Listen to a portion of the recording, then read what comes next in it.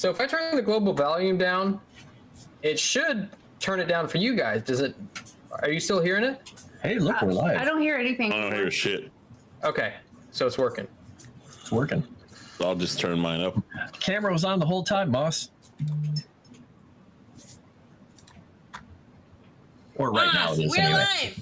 Hello, everybody. Welcome to Call of Cthulhu. This is what I've been saying. Like, we're live. We're live. What the hell? Normally you give me a, all right, is everybody ready? 3, 2.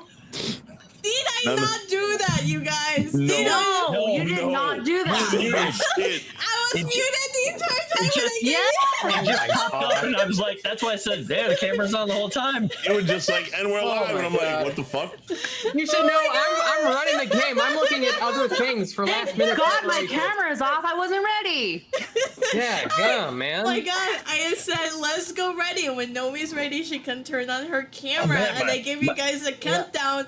And then, We didn't hear it. and then nobody replied. And I was like, Carrie live. What did you call it, Well- Sammy? Well, welcome to gave Call of us a Cthulhu, everybody, I guess. She counted on her fingers. Her fingers? Fingers. Oh, sorry. No, not the finger part. The first part. All right, well, welcome to Call of Cthulhu, everybody. We've got almost a full cast here. We do have a Nomi tonight. Everybody rejoice. She's not busy firing people. So we get to enjoy her company tonight. Sadly, however, we are down Jimmy. But, To be fair, I like this Chris better. yeah, the absent Chris? No, the Chris getting in the free candy van. Yeah. It works That much well. is true. That much is true. All right. Well, let's get some announcements. Just go ahead and get them over with. Go ahead and get them over with. So if you guys hear anything, as far as sounds, music, what have you, you can thank Sirenscape. I know I thank Sirenscape every night before I go to bed. They let us play music on our streams, and as long as we shout them out in the stream, they don't give us a copyright strike, so we appreciate that. We've also got a few Eureka points to hand out. Let me get those pulled up here. We've got 4 new gold memberships from Discord, from Leo Crescent, our very own Frost, and the fantastic Sarcastic. So that is 16 total Eureka points for everybody. And yes. Okay. So everybody can go ahead and add those. That puts me at 36. Puts you But at now, 31. one thing I'm going to do is, because I feel a little bad giving myself permanent Eureka points for my gold, I'm taking those 4 and giving them to you 4. So I'm taking those off mine. So each one of you gets an extra one. Well, thank you. Because I just feel a little weird handing myself like, here you go. Why, thank you. Just feels. I mean, I would, if I was spending that money, I'd shamelessly give them all to myself, because I'm just gonna. damn it, this is an investment. Eureka points at people. You are the true Oprah of Call of Cthulhu. So we'll go around the horn and see how everybody's doing. Speaking of Mr. Generous, Frost, how you doing? I'm doing well. I'm broke now because I just gave away all my Eureka points. But you know, it's, if anybody wants to loan me some Eureka points, it'd be great. No, I'm doing really well. I'm having a lot of fun, and I'm looking forward to seeing what happens with Jimmy wandering off by himself and meeting interesting people. I'm scared. I think for him. Jimmy's getting into the van. Yeah, I think there's no if, and, or but about that. I think he's getting vanned. Oh, well, speaking of getting in the van, Smood just sent us 20, is that euros? Yes. Which I think those are more valuable than dollars. He is from Deutschland. Deutschland. Well, thank you, Smoo, for the plot or something. Unless that goes to somebody other than me, I'm just going to interpret that as going to me. That's what it sounds like. If you need to clarify as to who that goes to, let me know. But we'll say hi to our returning favorite Latina character. Nomi, how you doing? Hi, I'm good. I'm happy to be back. It's been a while, so yeah, missing 2 weeks was pretty crazy, but like what you said earlier, I was kicking butt and taking aim at a bar. So don't mess with me. And what was it? Like 2 weeks ago, I came like last 15 minutes and I was super fiery. So yes. Yeah, because you kicked out some people, like you beat them up or something. Yes, we had to kick him out of the bar for sure because they tested my patience. They messed around and found out. Very good. Very good. All right. Well, I feel like we get the same energy from India as we do from, well, as your coworkers probably do from you. So that's it. Very good. Very good. Oh, by the way, according to Smoo, I tell you what we'll do. Sevi, odds or evens? Evens. Evens? Okay. Ah. All right. Well, no. Nomi, you get Smooth's Eureka point. So there you go. Yay! Yeah, thanks. I feel loved. I feel cared for. Thanks. All right. So, yeah, JT, how's it going? I'm here. You're I'm here. not getting in the van, You're clear. But somebody. Now, Moss, we've all seen you dance, Yeah, you have. and your love of The banana. entire internet has seen me dance, and you've seen my desk decoration. So I mean, So we know who that little thing you said really was meant for. hey, we can use that word now. It's fine. Well, I mean, if you are one, you can. That's how that works. Oh wait, I have a lot of questions to answer about myself. But speaking of asking questions about oneself, Sevi, what's going on? Hello, everybody. Oh, we got a $28 super chat from Wilson for There you go, Frost to give to himself. Thank you, Wilson. I'm doing great. It's Monday, I think. It's gearing up to be a week because I'm still catching up from work that is never ending.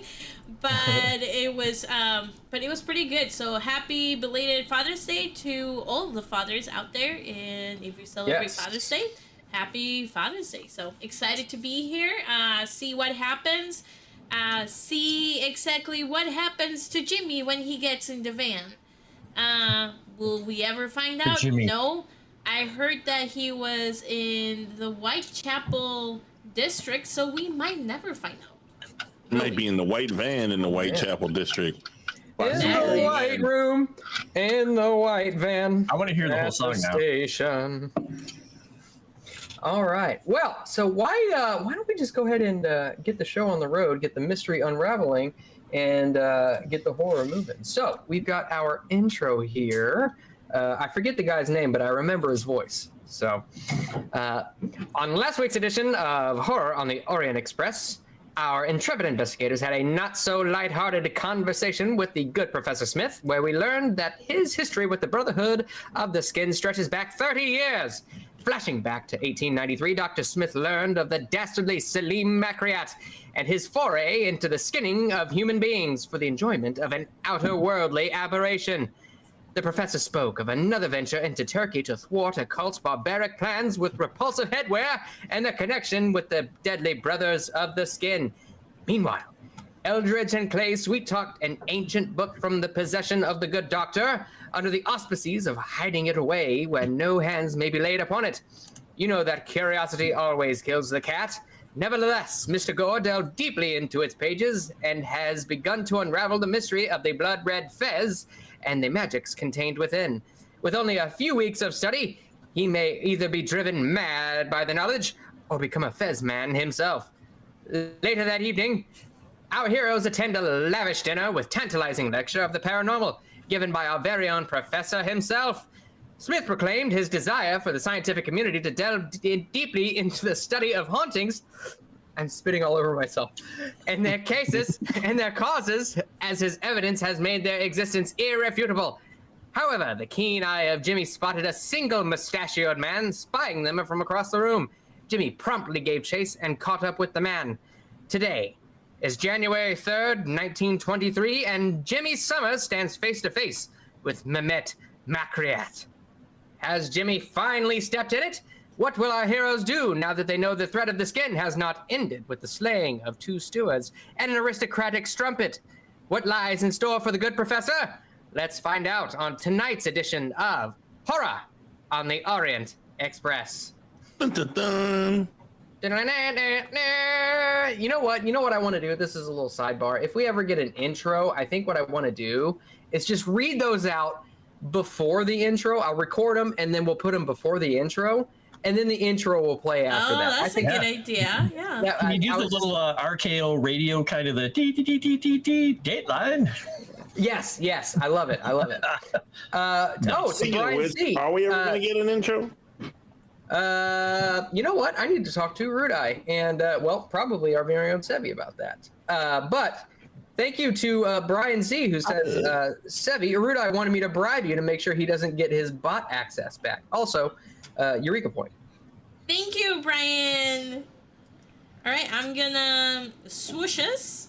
We're He's swooshing. trying to murder me right now. Oh, look at the kitty! Go that way. The kitty's so cute. Is she an aristocratic strumpet? Yes. Playing with words. Your voice is now a little deeper. All Just right. a little. I've been So, reading that damn book too long. when last we left off, you all were sitting at the table with the good Dr. Smith, and Jimmy just all of a sudden bolts up from the table and goes after, somebody goes after something. You're not really sure. He didn't say anything. Oh my god, Nomi also has a kitty. Look at that. Oh, kidding. Oh, it's so tiny. No, little baby cat. Oh my god. And You're he muted. just I'm muted, meowed okay. and it was muted. We just missed the meow. No, okay. So I don't know if anyone follows me on Twitter, but a few weeks back, I was going to work at the bar. I was starting my shift, and then I heard the cry that any girl would understand that cry, and it was multiple kittens. So I found a box full of kittens inside the Oh, trash my. can, What? Oh, no. and inside the garbage can. So Oh, no. he's one of them. Oh my Yeah. goodness. Eureka point to you for rescuing a kitty. Oh, Bunch thanks. of kitties. Yeah, so I rescued 4. The 3 got adopted, and I only have him left. Oh, what's his name? This is Biscuits. Oh, Biscuits. It's does he make I biscuits? love it. Biscuits, no, Biscuits is getting socialized and likes to purr now and hang out. He likes to be social with me now, so yes, this is Who Biscuit. would do? Man, people are trash. Yes, it was Yeah, no pretty kidding. bad. I was kind of late for my shift, but my boss understood. He's like, no, and I understood. So I was a little stinky, but it's okay. I saved 4 lives. Yeah, you went dumpster diving for kittens. I would understand. Yes. I approve. Wow. Yes. You got little meows. Oh, Yeah, so she's probably ready, but I am ready to play more Call of Cthulhu. All right. So, oh. I think at that point, seeing Jimmy walk away from the table, I'll look to the group and I'll say, should we follow him around? I know that Clay is in the back making sure the professor is safe, but should we be worried about Jimmy? Yes. Okay, so I get up and I ask India and I ask Eldritch if he wants to come. Now I think the professor was. I thought he was done and we were eating because he came to the table. Oh, that's Correct. right. You're right. It was Yeah, done. so I So think you're we're back all there. Yeah, so Clay is at the table and I think the professor's here too. yeah, Professor is sitting there at the table with you. We're So, all there. so the question Where did he is, go? so the question is, who wants to go after Jimmy? I'm fine staying with the professor if you guys, so the professor doesn't feel like we all abandoned him. I'll go save Jimmy because I know he's very vulnerable right now. Eldridge? Oh, that Eldred? silly son of a bitch will be fine. All right, Clay will go with India then and leave these 2 to guard the table and the bread and the professor. Okay. Yep, sounds good.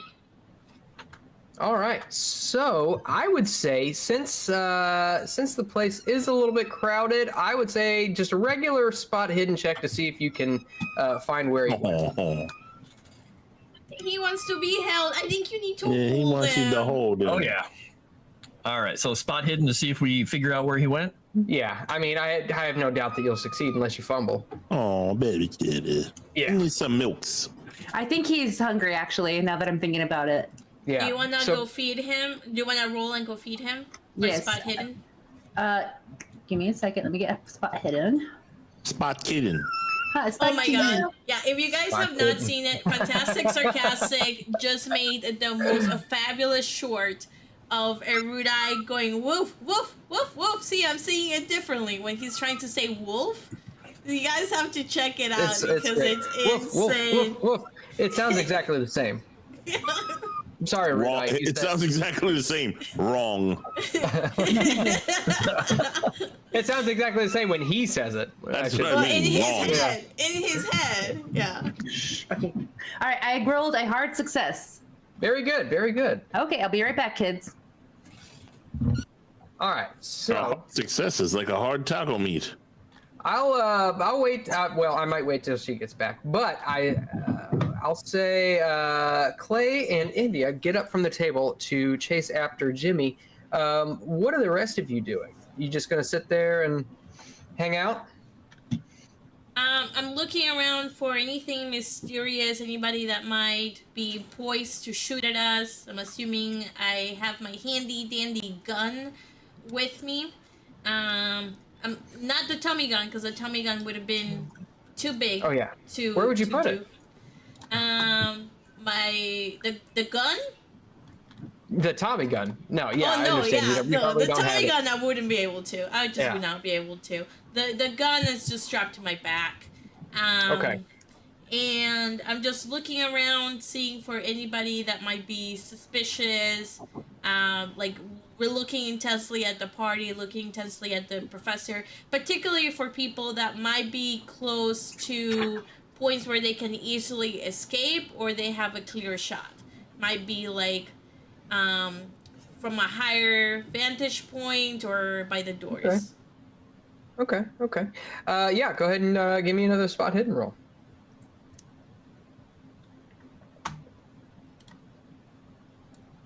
Nice. Turn the sound effects up here. All right, so, hard success. So, looking around, you don't see anyone suspicious, like eyeing you down. You do see that there is an upper balcony, which could be a good vantage point, and there are some people kind of milling about up there. There's a few people. There's actually a younger couple who's dressed in nice fineries, the woman wearing very nice jewelry. They're kind of leaned up against the banister on the balcony, just kind of talking to each other very close. But everybody kind of seems to be going about their own thing. Good sir, I should like to do a spot hidden roll to find the waitress with the dinner rolls. Ah, yes. Go ahead and give me another spot hidden roll then. Holy shit. Hard to see the help. Wow. 100. You stand up to try to spy a waitress with some dinner rolls, and as you do, you trip over your own shoelaces and fall face first onto the carpet. You don't take any damage because it's nice and soft, but you do look like a fool. I fell on a dinner roll. Give me a luck roll. 1 second, sir. 1 second. He's just going to be laying on the floor I like that eating them idea. now like a Roman. Just, this is fine. Extreme success. Yeah, you did land on a dinner roll. It is flat, Yes. and you got some melted butter on your shirt, but you've got a dinner roll. Perfect. Never trust the All right. help, folks. So with that, I'll just go ahead and go back to Clay and India, and you can catch India up when she comes back. So you all make your way up to Jimmy, and basically you spy Jimmy across the room just as somebody who he's talking to gets into a cab. Okay, but he's still here. He's not getting in the cab or going with him? No, in fact, he turns around and looks right at you and just goes, Okay, gonna hurry over to him just in case. Hopefully And then he's the not, 1920s van pulls up and yeah. Hopefully he hasn't forgotten everything. And just oh, yeah. go up to him and just look at him, look at the person who's leaving, and just say, "What the hell were you thinking?" Oh, boy, Mr. York, I don't know. I don't know what I was doing over there. But that man over there, he was pretty nice. Oh, right. Who was he?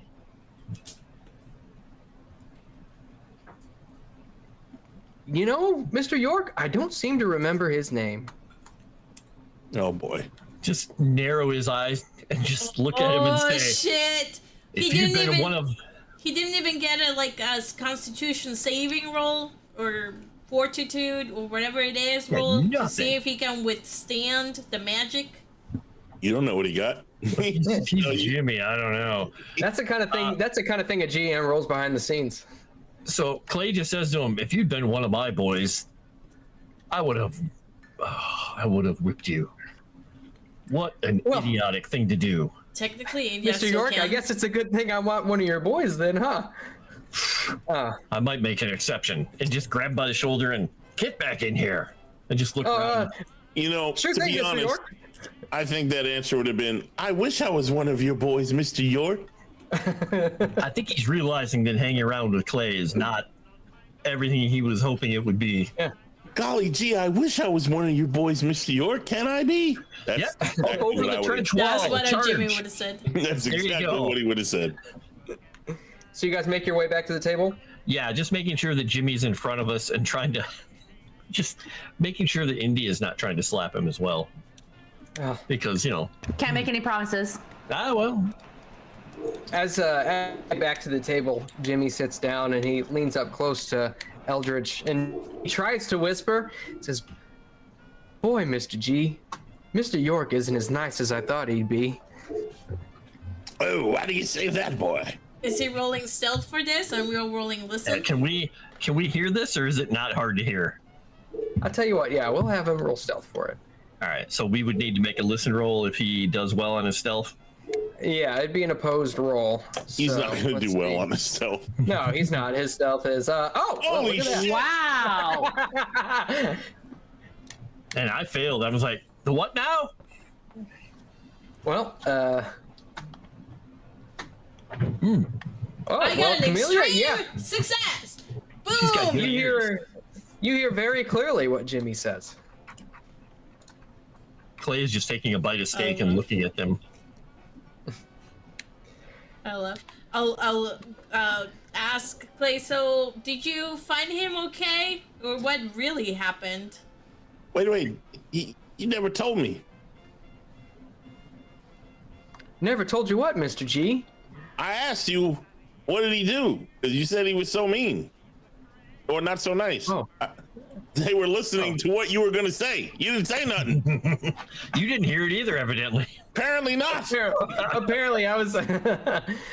Oh well, Mr. G, Mr. York, he just manhandles me, grabs you by the shoulder, and just threatens you and says, it's a good thing you weren't one of my boys." Jimmy, Almost with a negative connotation, sir. Jimmy, my boy, let me ask you something. Did you do something stupid? Well, boy, I don't know. Maybe. Yeah, well, I don't think so. I just talked to a nice man outside. what nice man? Oh, it was a nice man. He got into a cab and he drove away. Yes, what nice man? You know, I don't seem to remember what he said his name was. Oh, dear Lord. He got the evil eye, didn't he? They look on over at Clay and Camellia. I'm Look nodding. at Camellia and just say, Well, we went over there and he was talking to some person in a cab.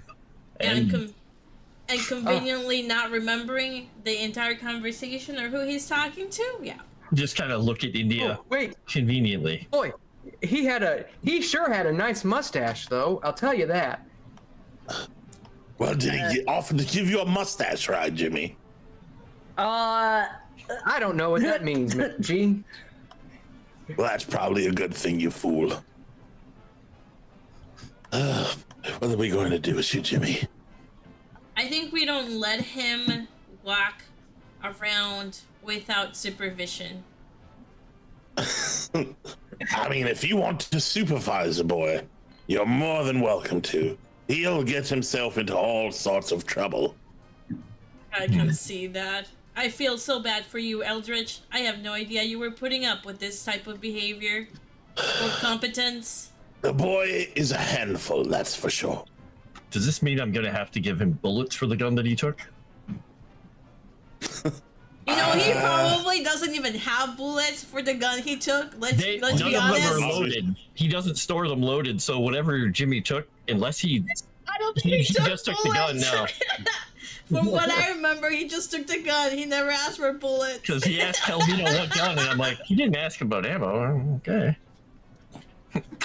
This gun doesn't work, sir. I mean, it's probably for the best that he doesn't have the ammo. It's what I was meaning to say. He'll probably fumble and then hit one of us instead. He might hurt himself or So something. we're gonna have to Barney Fife him. Give him one bullet to keep in his pocket. Why don't you give me a psychology roll? Ooh, India. You're muted. Mutia. Dang it. Okay, sorry, I'm coming.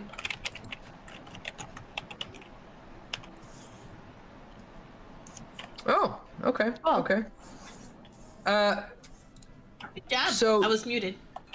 You look at Jimmy and you see that the look on his face, almost dumbfounded,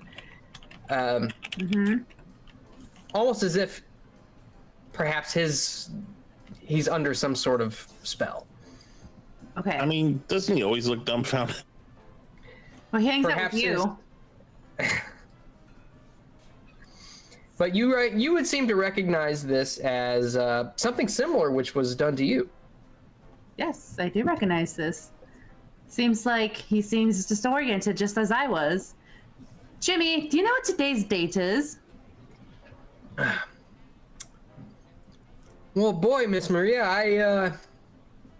I think today's the 3rd, but I don't know. I've never been good with calendars. Well, you know what they say, dum-dums of a feather. Ignore him, Jimmy. And how long has it been since we've gotten off the ship? Let's see. We got here on New Year's Day, ma'am, and well, it's rightly been about 2 days. Okay. And I raise my concern a little bit more, and I don't want to talk to Eldridge because reasons. He'll just throw it back at my face. I don't want you hurting my brain with your nonsense anyway. And Camila's not near me, right? I would have been You're sitting by all at you. the same table. Yeah, Okay. I would have been sitting next to you. Okay. And Clay. Camila, Kelly, I think Jimmy is having the same forgetful spell that I was under not that long ago. And I see the same things too, and he seems disoriented, just as I was. Do you feel that Jimmy's a little off? Yes. More than normal, yes. More than usual. Yeah. Clay's just I gonna mean, take a bite of steak and kind of point his knife over at him and just like, Okay. can you count to 10? And just go back to eating, seeing if Jimmy can do it. 1, 2, 3, 4, 5, 6, 7, 8. Right? Are we counting? I thought that was. Nice. Are you speaking French? I thought you were Yeah. Italian. I don't know Italian. Nice. 1, 2, 3, 4, 5, 6, 7, 8, 9, 10. HD son G. Oh boy, Miss India, it sounds real pretty when you speak it. Pues gracias, Jimito. De nada. I think the answer is no, Jimmy cannot count to 10. Yes, he is under a spell. I agree. And there's nothing we can do about it. I wonder, Eldritch. The only spell I'm under is that of Miss India. Oh boy. Oh my god, he's gonna boy. get slapped. He's gonna get Mr. slapped. Mr. G, can I have some more champagne? Jimmy, I No. think that's quite enough that you've had. I think you need to take it down a couple of notches. Eldritch, I have a Anything you question. say. You're the one who is more well versed in spells, and maybe Professor Smith, you might know this as well. Is there a way to I don't know, nullify the effects of the spell that controls your mind? None that I know of. What about you, old boy? Let me see. Let me get this pulled up real quick. I mean, I'd like to make an occult roll if possible. Yes, absolutely make an occult roll, and that's exactly what Professor Smith is going to do. And I will use one of my whatchamacallit thingies to do so I don't fuck it up too bad.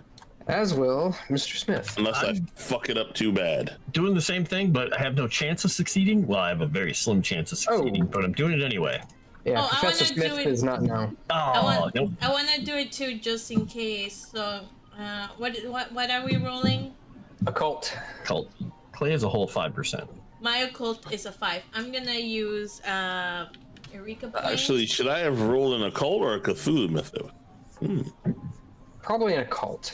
Okay. Oh, look at that. Fucking God! Shut up! I got a 6. Woo! Fucking Maybe God! you're What going did I to get to miss? increase that. What did I miss? I just rolled a occult and I got a -6. Oh. Why do you sound so surprised? Like you don't know how you roll. It's just baffling to me. I'm just so shocked. A forgetfulness spell, and she forgets that she rolls so well until the next time she does it. Aw, Kitty's Why are you so angry? Angry kitty. Why are you so angry? All right. Oh, wow. Oh, Jesus. Christ. Grumpity. You really don't want to be So- held tonight, Berkeley. Camellia, I'm curious. Obviously, you know something about this, but What's wrong with her? how might Camellia know something about this? I did go to the museum to do like library use with Eldritch, and then also when we were Professor Smith, I was looking around through the books as well. Okay. So it might be because like I started to get interested in reading books and going with them every time they were reading. Okay. What? All right. So you kind of harken back to a passage which you had read about some certain magical practice which may cloud a victim's memory, and it seems as though, based on what you're reading, sometimes a traumatic event can actually jumpstart the memory and bring back what was forgotten. I smacked the shit out of him. You want go ahead? Oh God! Yeah, you can roll a I will- fighting brawl roll if you want. I will tell that to the group, by the way. Son of a bitch. But you didn't say violence would do it. It says traumatic event. Right. You know what would be traumatic? Not trauma. Clay. India. Yeah. Well, yeah, I think India slapping him, embarrassment, maybe getting some of that special juice. Oh, I was thinking of something a little more forward than that, but okay. I'm not. Hey, Miss India, what are you talking about? Oh, God. I don't know, just kind of like put my arms around him, run my fingers through his hair, tell him sweet nothings in his ear. Let's see where that goes. Oh boy, Miss India, excuse me, I'm gonna have to go to the restroom. Okay. And he But gets don't- up. And, But he gets up actually, and starts moving towards the bathroom. Make him But Jimmy, fall down. Make him fall down. Can Yeah, we make him spend a fall down. penny to make him fall down? I extend my leg out for him to trip and fall. Oh, geez. Oh God. Okay. I tell you what. Why don't we have him? Jimmy was not prepared for any of this. You're right, Corner Pub Gamer. Oh, he just barely steps over your foot. He grazes it and stumbles a little bit, and then looks back at you, and his cheeks are just flush red. Is this Okay. traumatic enough for him to recover his memory? We'll see. We might have to. I mean, I think that giving him the elixir of cocaine mixed with a bunch of other stuff might be super traumatic enough for him and not cause him a lot of pain because he'll be so embarrassed. Yeah. I love that he's going to be so embarrassed and not here at the same time. That's what happens when you don't show up. At this point, Professor Smith, he kind of straightens his lapel out a little bit and says, quite exhausted. I've grown tired of mingling and fraternizing. I think I'll head back to the home. Gents and ladies, it was very good. Thank you so much for coming. And he gestures towards all of you. Leading you home? Are they guarding you, or are they only guarding you at the event? I've been assured that they'll accompany you to my home. All right. And with that, he gets up and makes his way towards the exit. Oh, Ormond, that's a great idea, but I think that might traumatize India too. I think it would traumatize me. Oh, wow. Yeah. No, Trying to make you jealous. I think I might die of cardiac arrest. And the sanity loss. The helpitis. Ugh. I was gonna say the sanity loss for both of you. It'd just be, oh man. All right. So with that, Professor Smith gets up. He leaves the gala, or the banquet, as it were. What do you all do? Talk about imposing traumatic events into Jimmy. Yeah, I thought we were trying to get old. Yeah. And I'm trying to figure out how I can get that pedal to the metal. I'm thinking we have him without knowing. We take his clothes off. We spill something, so he has to change, and then we take all his clothes off and hide them. Then he'll be really embarrassed when he has to go out, get out of the bathroom. Mm-hmm. That seems pretty traumatic. Or we could wait until we get back to my place, and I could just lay into him and try and dress him down and see if he, not in the way you're talking. I love how you guys are doing all of this stuff to Jimmy all of a sudden when Chris is not here. That's why you guys are not me. That's what happens when you don't come. Bad things. He's gonna wake up in the Hangover on the roof on a mattress, naked somewhere. On Parliament. In bed with Mike Tyson.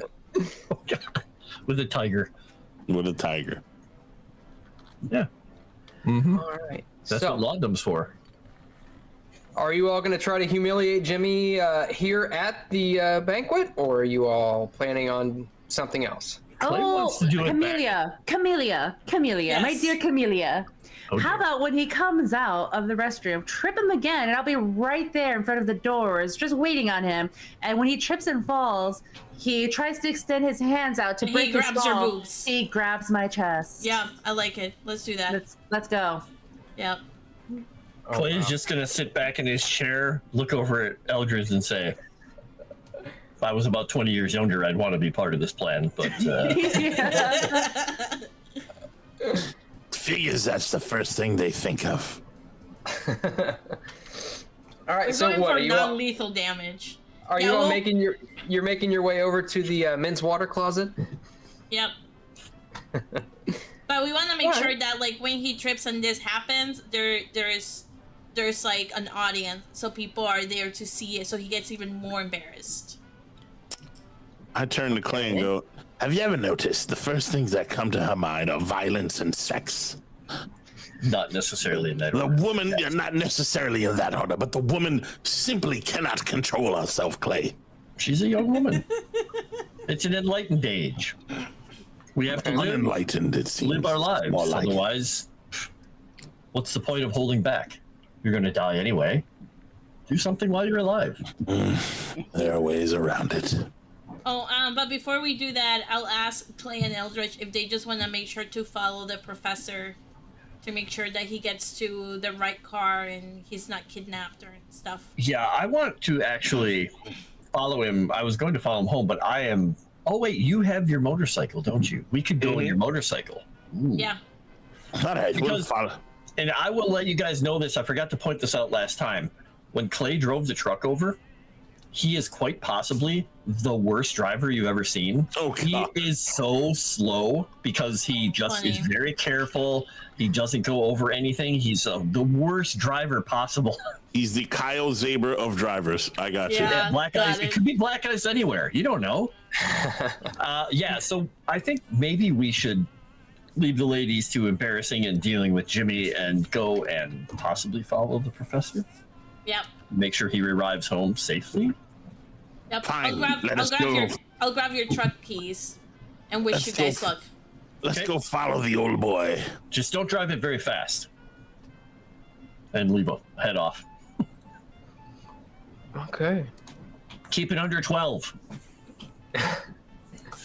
So Clay, are you going to try to squeeze into that little sidecar? He is going to try his best, and if he can't, he's going to just look at it a little bit like, maybe I need to drive the cycle. No. But I don't know. Can he fit in? He's a big guy. It is. It's a full-size sidecar. What? I'd say you'd probably fit in, but your knees are basically up in your chest. Okay, so incredibly uncomfortable. So like normal airline seating. Got it. So it's a hilarious sight, is what you're saying. An old man driving a bigger old man. Yep. Big man in a little sidecar. Chris Farley written all over it. All right. So you all Strap in, old boy. make your way to the to your motorcycle, and you watch as you do. You're able to see the professor and Beddoes get into his vehicle. It's actually a what kind of vehicle is it? It's like it's Bentley. an old. Yeah, it's an old Bentley, and very long and boat-like. But you are able to watch him get in, and you see that there are a few other individuals surrounding him, probably guarding him. By the way, Erudai for $20 says, for Sevi, take a Eureka point and use it for something nefarious and fun. I absolutely encourage you to be evil in Moss's game. Why would you do that? Simperudai, hard at work. No, Thank you, Rudai. Basically what they do in my games is they try to get players who are not here to grab boobs. So anyway, so you all watch as he gets into his car and his escort gets into another car, and they both take off. And you follow. Are you trying to keep kind of a close, low profile? Are you trying to stay pretty close? What are your thoughts? We'll hang back a little bit, as long as we don't lose sight of him. Okay. So you watch as you ride along. And by the time you get outside of London, heading towards St. John's Wood, which is his home, as you remember, they begin to pick up speed because they're not actually in the quote-unquote metropolitan area. So what I will have you do... Oh, shit. You're actually getting a little bit of crossroad traffic here. So go ahead and give me a drive auto roll, if you would. Fuck you, to Moss. try and keep up with him. I'm spending a Eureka point for this. Don't kill us! Why are you driving so fast? This is a hill. Yeah, Use we're brakes. I'm not going to go so far as to say that you slam it to the back of a semi-truck and lose both your heads, but what I will say is that it seems as though in the darkness, with the high speeds and all the other traffic on the roads, as well as, horse carriages and everything, you actually lose track of the two vehicles as you're going down the highway. Now, luckily, you remember... We know where we're going, though. You know where you're going, but you lose track of the two vehicles. So, Camellia and India. So you all are setting up outside of the men's water closet, trying to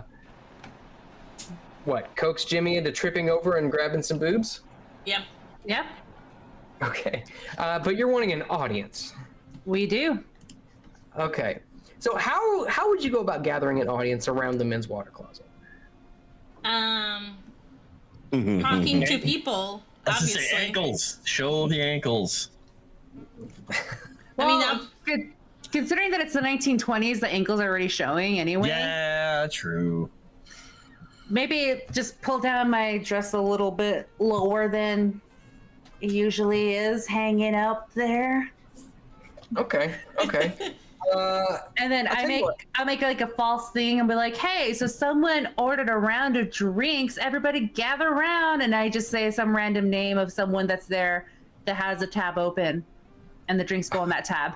Now Ruda is going to send you one. Yeah, okay. I tell you what, go ahead and give me an appearance roll. And Sevi, they're helping. You can roll for a bonus die if you want. I don't have appearance. I have appraise. It's it's on your main appearance page. is one of your main. Oh, it's one of okay. your main traits. Oh, can I roll appearance as well to help her out? Yeah. Okay, I'll spend an Eureka point for that. Man, everybody's succeeding tonight but me. All right. Ooh, we just right, sent a very Eureka good. point, I think, to Nomi. Let's make That's this what I'm work! thinking, yeah. Hell yeah. Thanks, Moo. Nice. All right. So as you're doing that, you see some waiters come around. They have flutes of champagne and they start handing them out. And you do have a bit of a crowd gathering behind you. Now, you actually see the doorknob to the men's room begin to twist a little bit. I thought you were calling Jimmy a doorknob, and I was like, Yeah, everybody gets doorknob.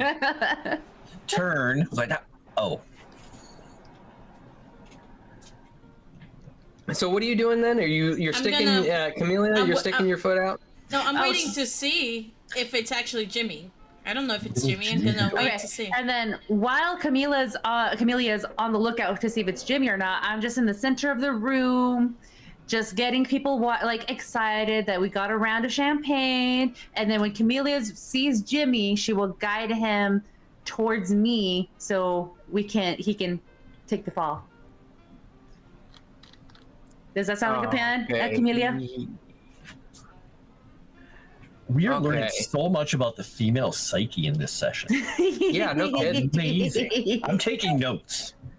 Wait, I should be taking notes. We're manipulative situation. Wait, I should be taking notes.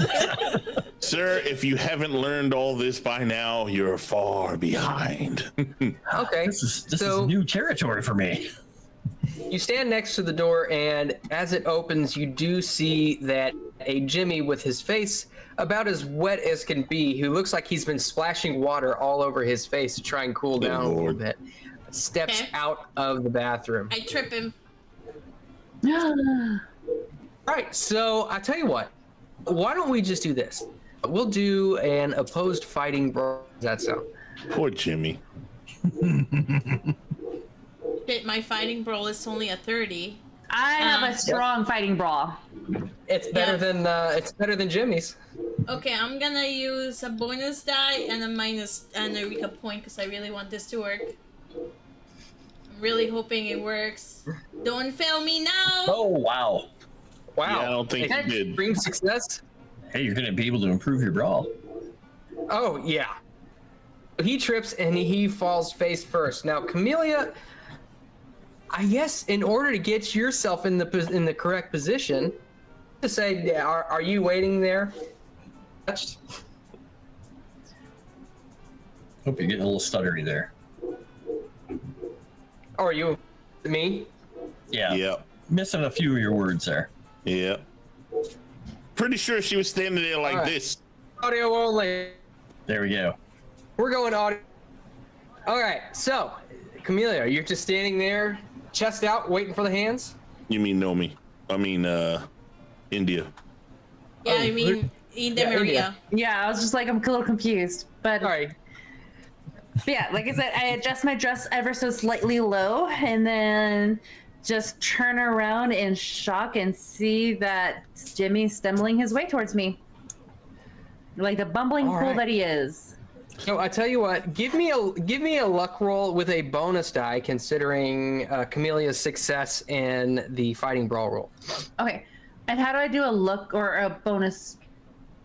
Whatever. So you see down at the bottom left hand corner where it says plus 1B. Yes. Go ahead and click on that, and then click on your luck roll. Okay, And what is it, JT? What were you gonna say? No, you go ahead. I'll say it afterwards. What's the luck roll? Is that on my main? Yes. So the second bar down, all the way over On to the the right. right. Oh, I see. Okay. And just like that, Jimmy creates the motorboat. Whoa. Oh! What are the odds of that? Hard success. 240. All right. So, Jimmy stumbles forward, and not only does his hands make contact, but he stumbles with such force that his face also makes contact. And he pulls invents himself away. the motorboat. Oh my God, Jimmy! Man. Miss India, I'm so sorry. There was oh golly. Oh, He's like, India, I'm sorry about what happened. JT, I'm about to slap you right now. Jimmy seems to not be wanting to move, so I'll like grab his hair from his hair and pull him off. And yeah, he's like, what are you thinking? I'm sorry. Oh golly, Miss India, I'm so sorry. I tripped and fell, and I didn't mean to put my face in your oh golly. Motorboats. Jimmy! Cthulhu anime. You're right, Brian. See, it is Cthulhu anime. It kind of is at this point. And at this point, Jimmy actually turns to try to run away. You let him go? Christ. Kick Chat is like, Jimmy is never, or Chris is never going to miss an episode again. Oh my God, that is so insane. No, Jimmy, you need to apologize. I'll stop him. I'll try to stop him so he apologizes. Oh, gosh, Miss India, I'm so sorry. What can I ever do to make it up to you? Cthulhu. What should I ask Jimmy to do for apologizing to me or Camellia? What should I do? Bring you drinks anytime you want them. Okay, how about this, Jimmy? You just get me an unlimited supply of drinks at my will whenever I feel that I need to have it. I just give you that look, and once I give you that look, you know it's going down. Jimmy, I need the drinks. Sure, Miss India. Is this one of those looks? Yes, it's one of those looks, Jimmy. I have a look, and I'm going to slap you straight across the face if I don't have that drink in my hand in a minute. Right away, Miss India. And he goes and fetches some more champagne for you. Okay. Do you think it worked? I hope so. I see the flush of red in his cheeks. It looks like he might have gotten a little embarrassed from that little spiel that happened. He got something out of it. I'm not sure if it's what you intended, but he got something out of it. An experience he'll never forget. And then I did feel something near his leg. I don't know if it was like a roll of quarters or anything. It's the 45. It's stuff I don't. It might Yeah. be. It might be the gun. It's okay, might be the gun. 45. We've seen the endowment roll. He's packing. That was all Jimmy. All right. India now has a cabana boy. They said history erasure button. We learned the real reason they did all this. Who cares about his memory? India has a cabana boy. Hello there. I am Free Jimmy, cabana boy. Free cabana boy. Jimmy the Motorboat Summers. But after Jimmy comes back and gets a drink, I think we'll be heading home. That sounds like a plan to me. All right. So Jimmy fetches the drink, and you guys head back to what? Clay's place? Yeah, to Clay's place. Sounds good. Clay and Eldritch. Yes. You all lose sight of the two-car caravan, and about this point, you begin to see St. John's Wood in the distance. Yeah. However, there are no lights on. Wait, we do see the cars? Or we don't see the cars there. And he's talking about we see the place. We see the place, but we didn't see the There are cars lights get on. there. No. Oh. and we see no lights. Well, that's not good. No. But I applaud you for driving carefully. That was very smart to avoid those carriages. Well, I guess, should we go past and look for them, or should we investigate? What do you want to do? You're driving. You are the expert in this area, are you not? I'll take your word for it, sir. Whichever Pull one. over, and we're getting out. He's already starting to try and get out of the damn contraption. All right. We pull over and I guess get out. At the gate, I guess. Front gates. Front area, yeah. You have No. No. Go ahead. You have the pistol on you, right? Still? I do. Okay, good. Of course. With ammo. Excellent. Yeah. Pull up and get out a pistol in the left hand and pull Matilda out in the right hand and start moving up towards the front door. Gun in hand. Okay, so you notice the cars are not. What? The two cars are not in the driveway. Oh, you cut out the whole thing. Yeah. So, I guess we'll go up to the front door, see if it's locked or not. Because now, was Beddoes at the?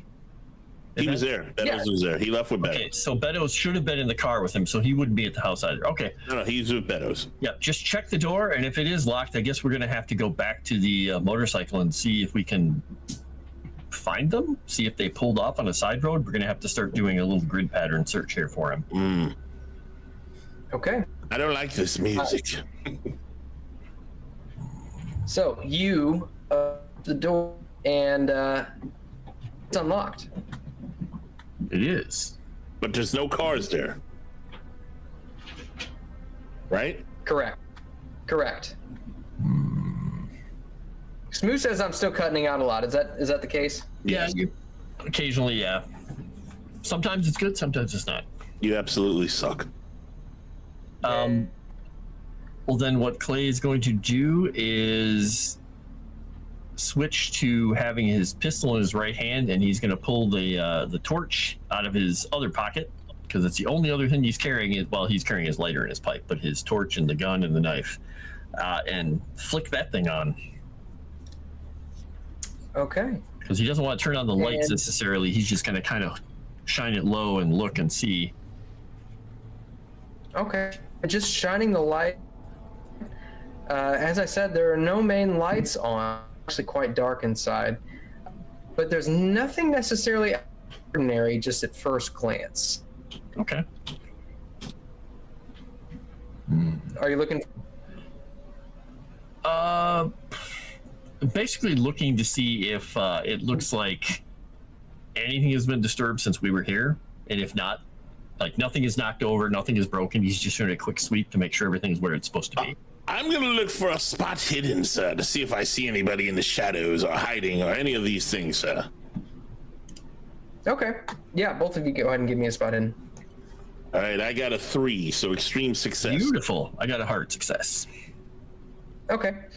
So both of you actually notice that, I guess there's nothing really out of the ordinary. Everything looks to be in place. You don't notice Eldritch. In this room, you don't notice anybody hiding in the shadow around. I mean, this is which has the two cases leading up.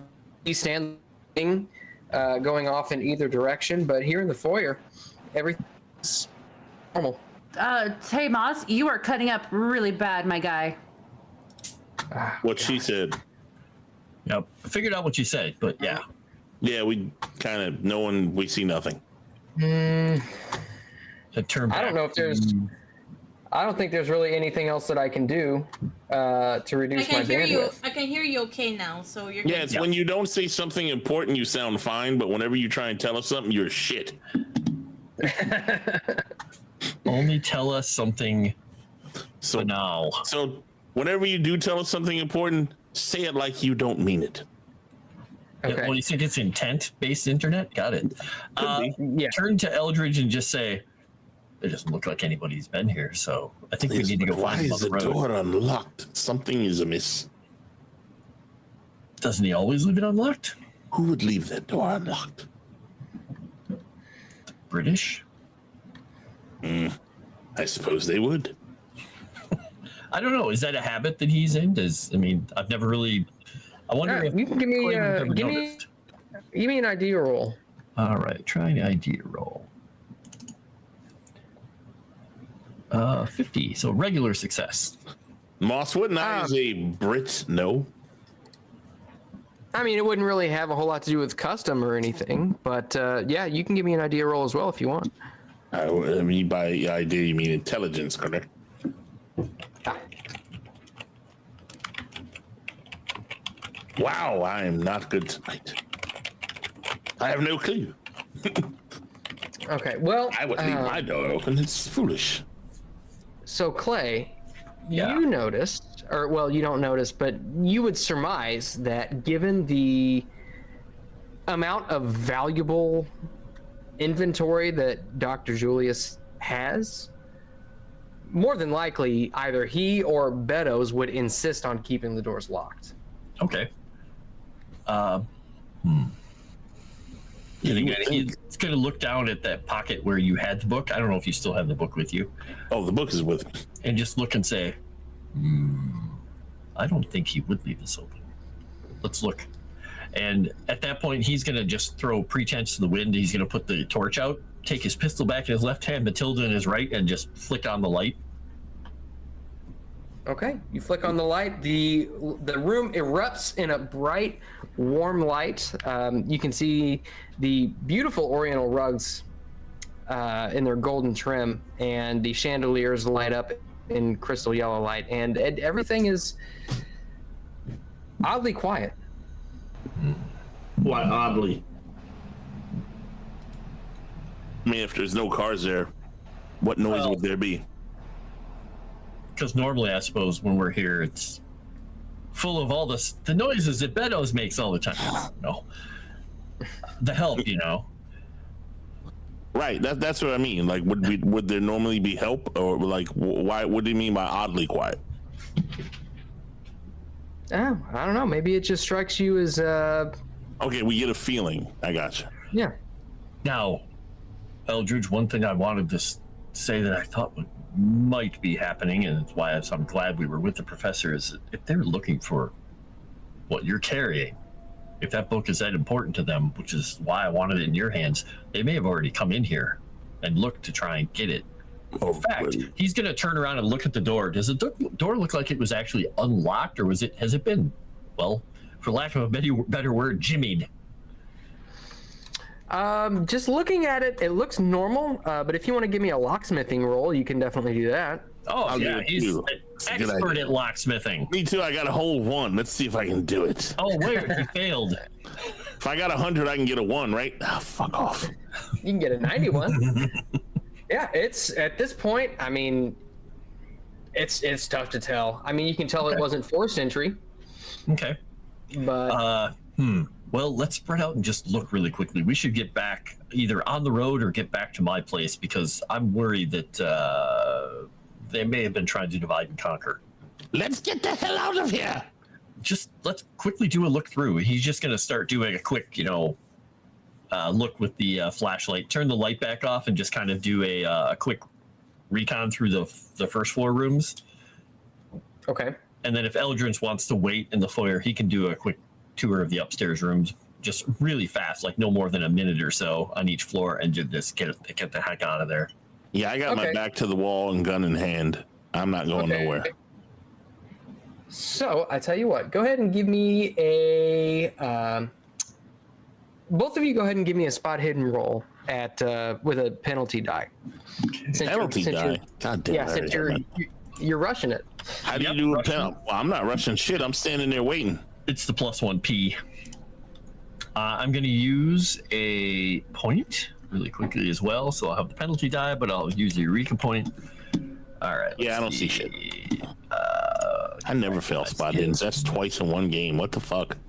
You're preoccupied. All right, so hard success.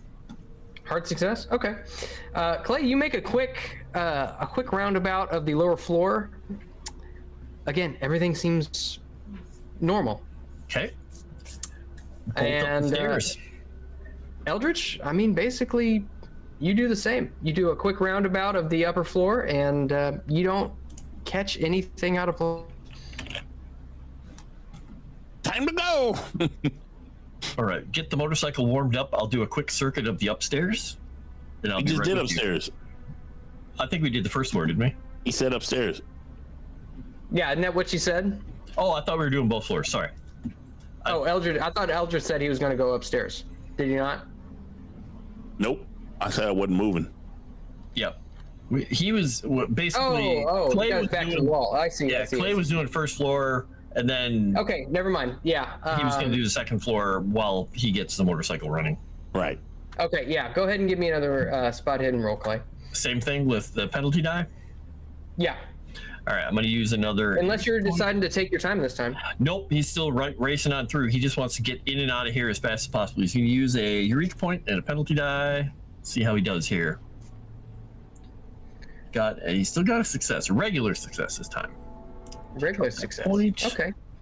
And by the way, via Streamlabs, Simp and Slytherin donated $150 to Sevi, or at least I think it's to Sevi. Thank you. Ooh. What it It just says to spend on whatever benefits you want. oh.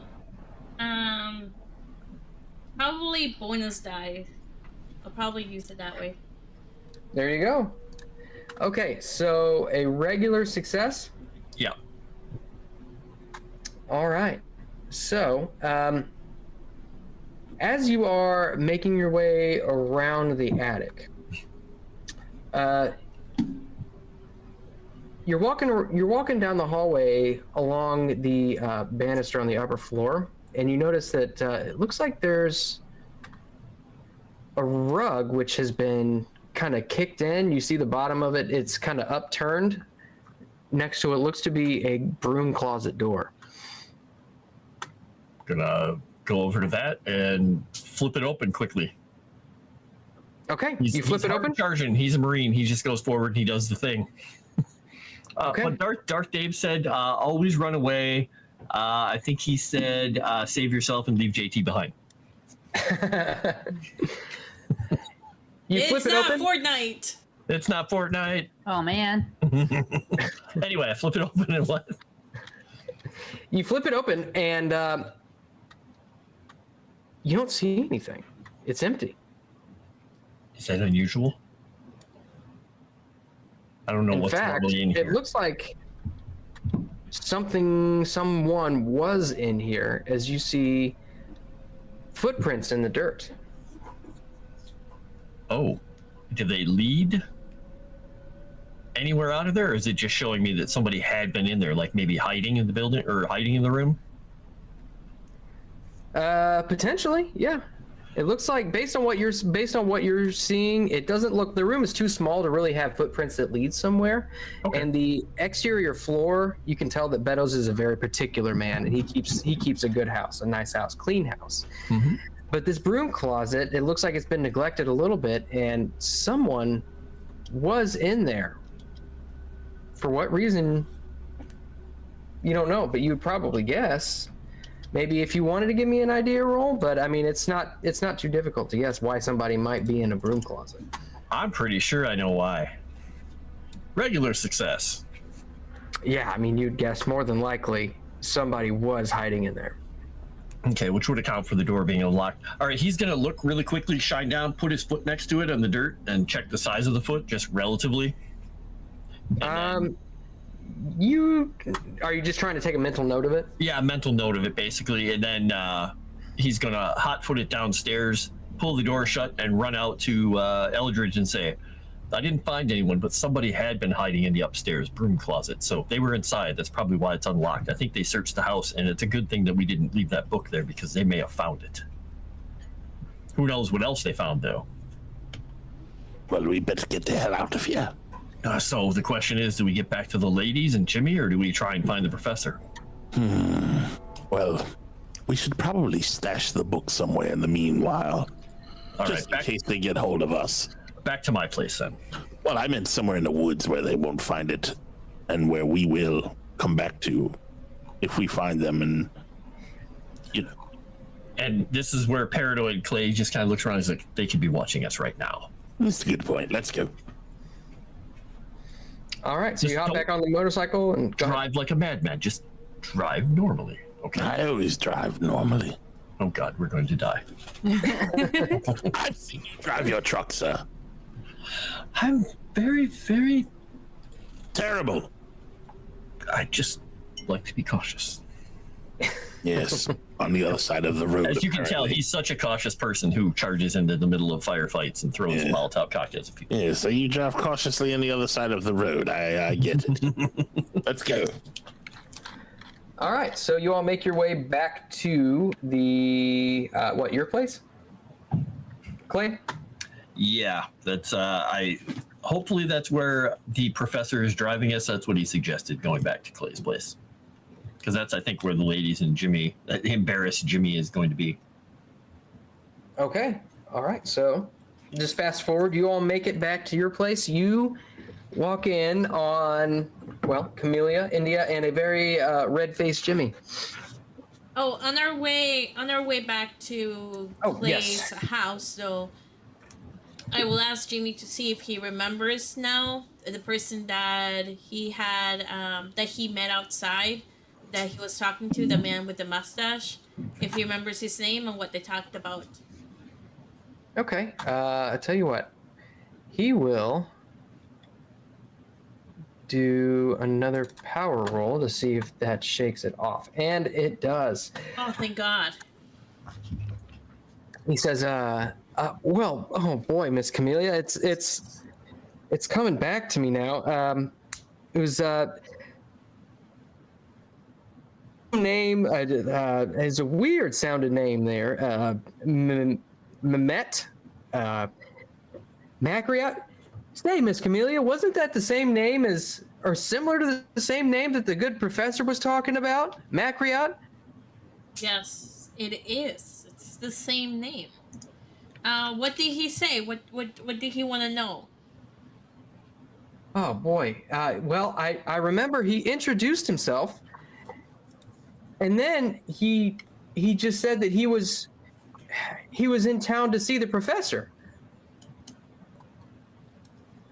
And then he put his hand on my shoulder, and I just kind of forgot. He cast a spell on you. Well, I suppose. I don't have any other explanation for it, Miss Camellia. Did he mention why he wanted to see the professor? Well, he said something about his research. Oh God, okay. Maybe the professor was looking for something that he wants? Okay.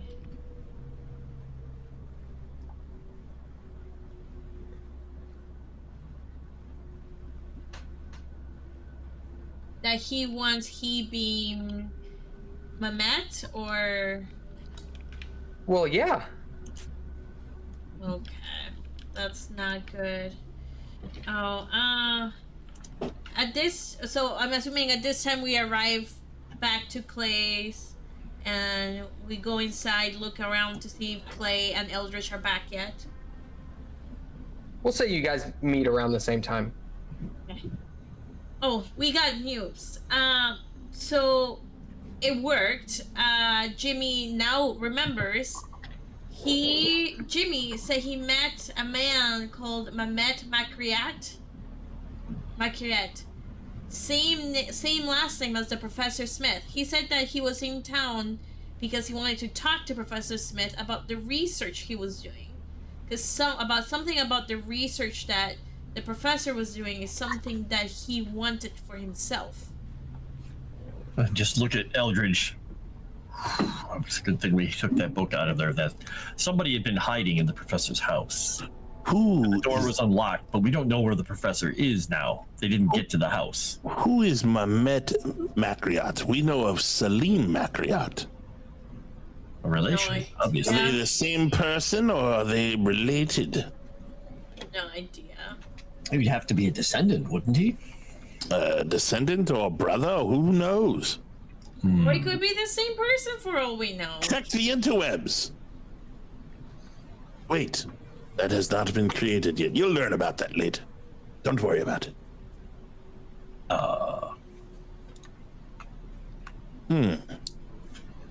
Well, the professor was more than likely taken, and someone was skulking about at his house, hiding in the closet.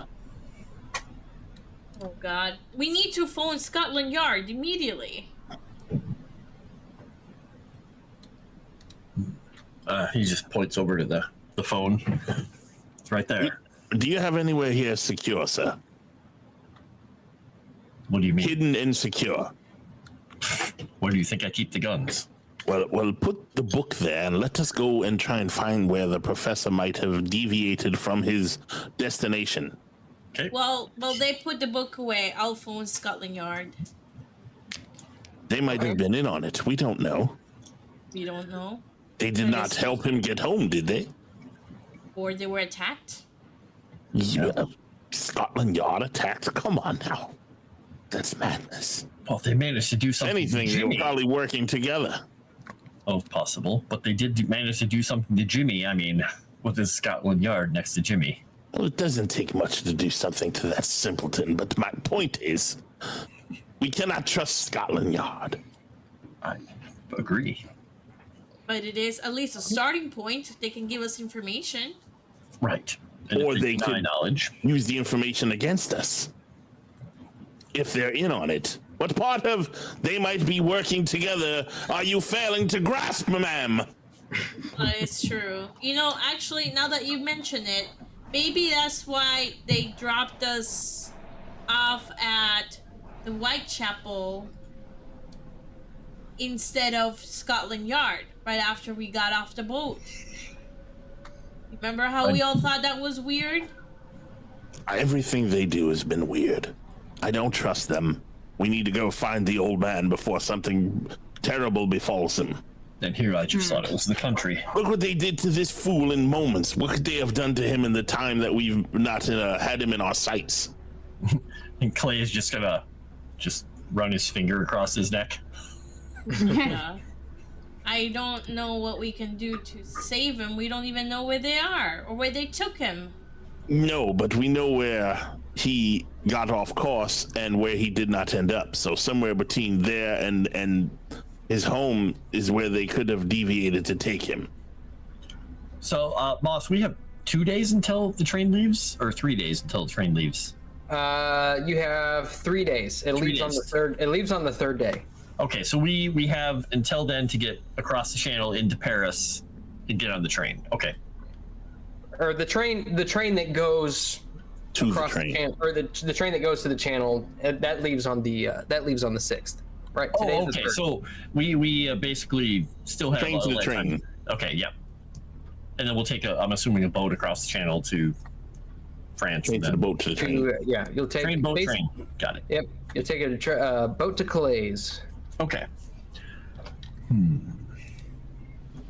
Well, are we going to look for him or what? I'll go stash the book in the safe, the hidden safe. Of course, we have to look for him.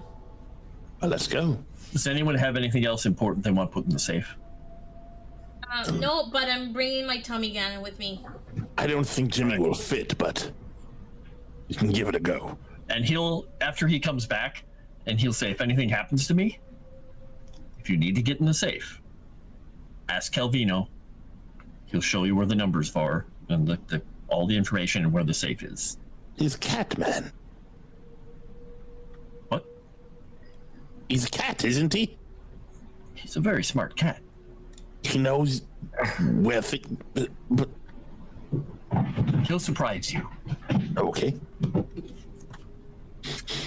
All right. So, Camellia, did you still want to phone the Scotland Yard, or did you just decide against Not that? anymore. Not anymore. because now I'm starting to think it's really suspicious. Like, I thought they could give us some information anyway, but I really don't know. Chat needs me to have a flamethrower.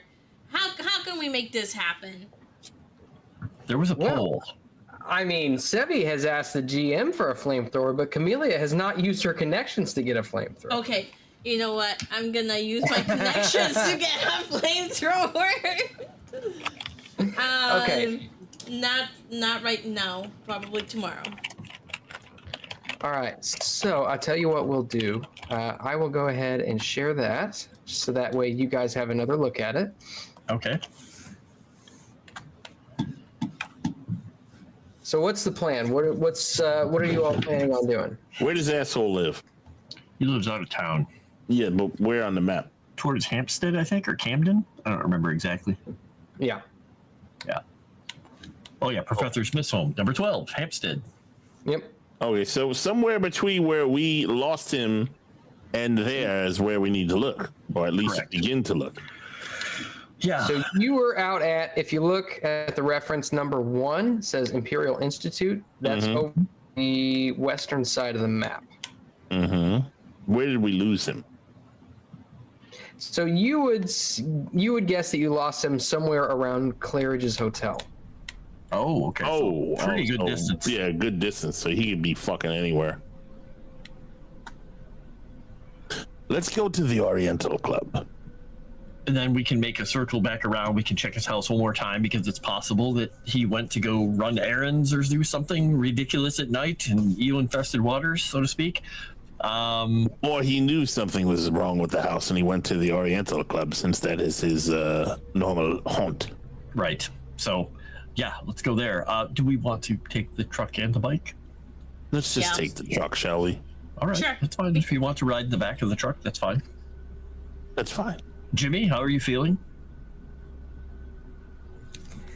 Oh boy, I'm just so ashamed of what happened back at that party there, Mr. York.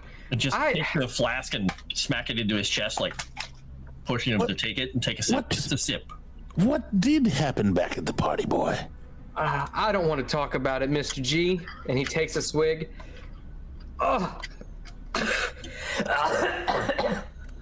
Smooth. Mm-hmm.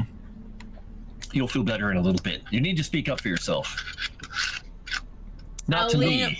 I'll lean over to Eldritch and I'll say, as he was leaving the bathroom, he tripped on his own shoes, landed face in to India Maria's breasts. Oh, that poor boy. You're muted. You're muted. Now, don't be jealous, Eldridge. Yes, jealous. You've figured me out, woman. You're so astute. It hurts my brain sometimes. Well, the heart does want what it wants. I'm sure that Jimmy enjoyed every second of it. It wants oxygen, is what it wants. Anything else is unnecessary. How very romantic of you. Yes, well. Mm-hmm. All right. Yeah. So, driving. Oriental Club is where you're heading? Yeah. Now, is anybody going to take the wheel or take control of the truck and drive instead of Clay? Because otherwise, he's just automatically getting in the driver's seat. I'm also a 20, buddy. By the way, we both know where romance gets us, don't we, old boy? We're all, I think, a 20. I'm a 20 in drive auto, but I can try to drive because of my dice rolls and see how it goes. Yeah, if anyone has a good chance of doing it, it's her.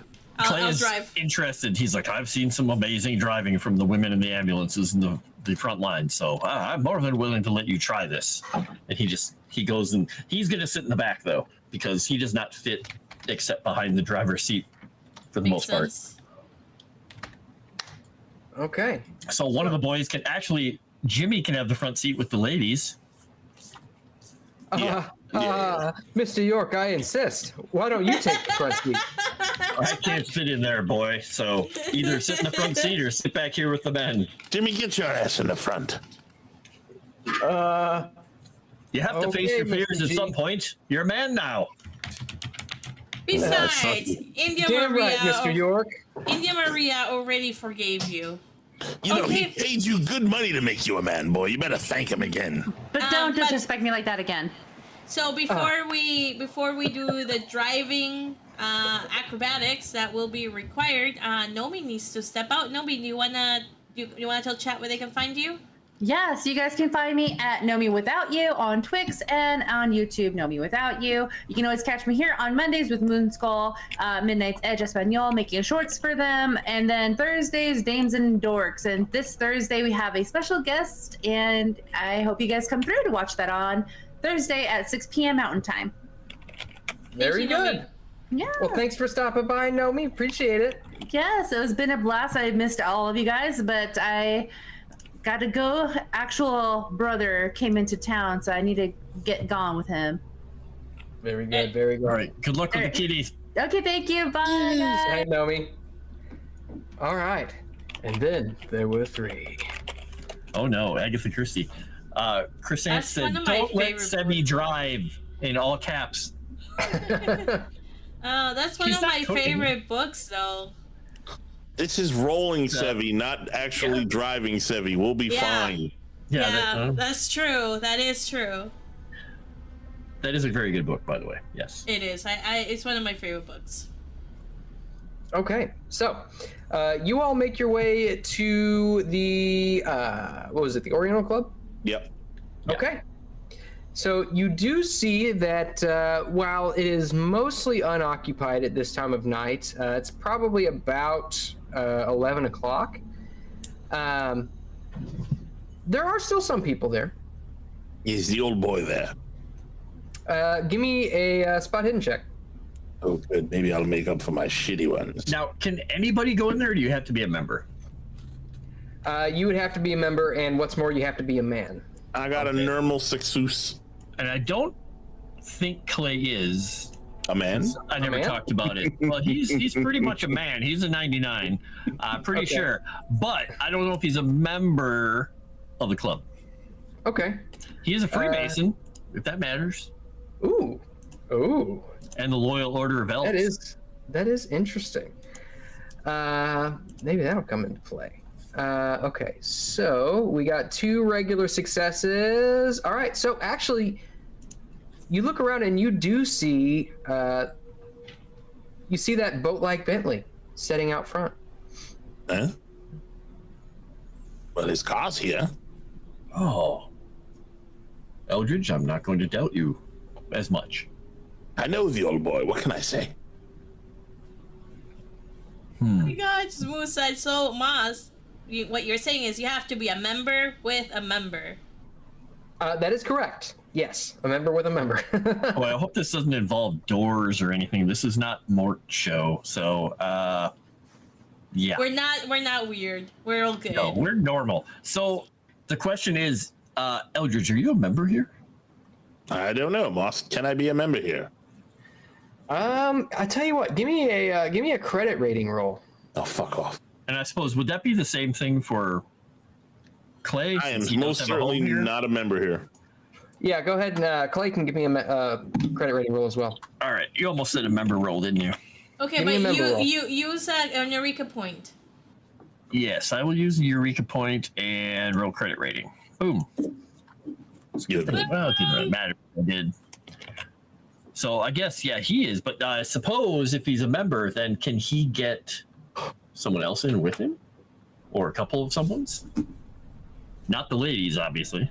You know that he might be able to convince whoever's in charge there or whoever's manning the main entrance to allow a guest. Okay. He's not shy about, I shouldn't say bribing, but handing out a little bit of cash now and then. So yeah, he'll go up to the front doors and bring the boys with him and say, we'll just go back over to Chameleon and say, we'll check on him as quickly as possible. Honestly, if they come out and you see them, just, if you want to, start honking like crazy and we'll try and come back, or you could try and follow them. When we come out, we'll know that they're not here. We can meet up with you either at his house or my place later. Okay. I'm not sure if that's follow your nose. One of us. One of us. Gobble, gobble. So yeah, go up to the front door and try and get these boys in. Okay. So you go up to the front door. I had, let me see here. Let me get this. The only clubs that would have more are in Las Vegas. Yeah.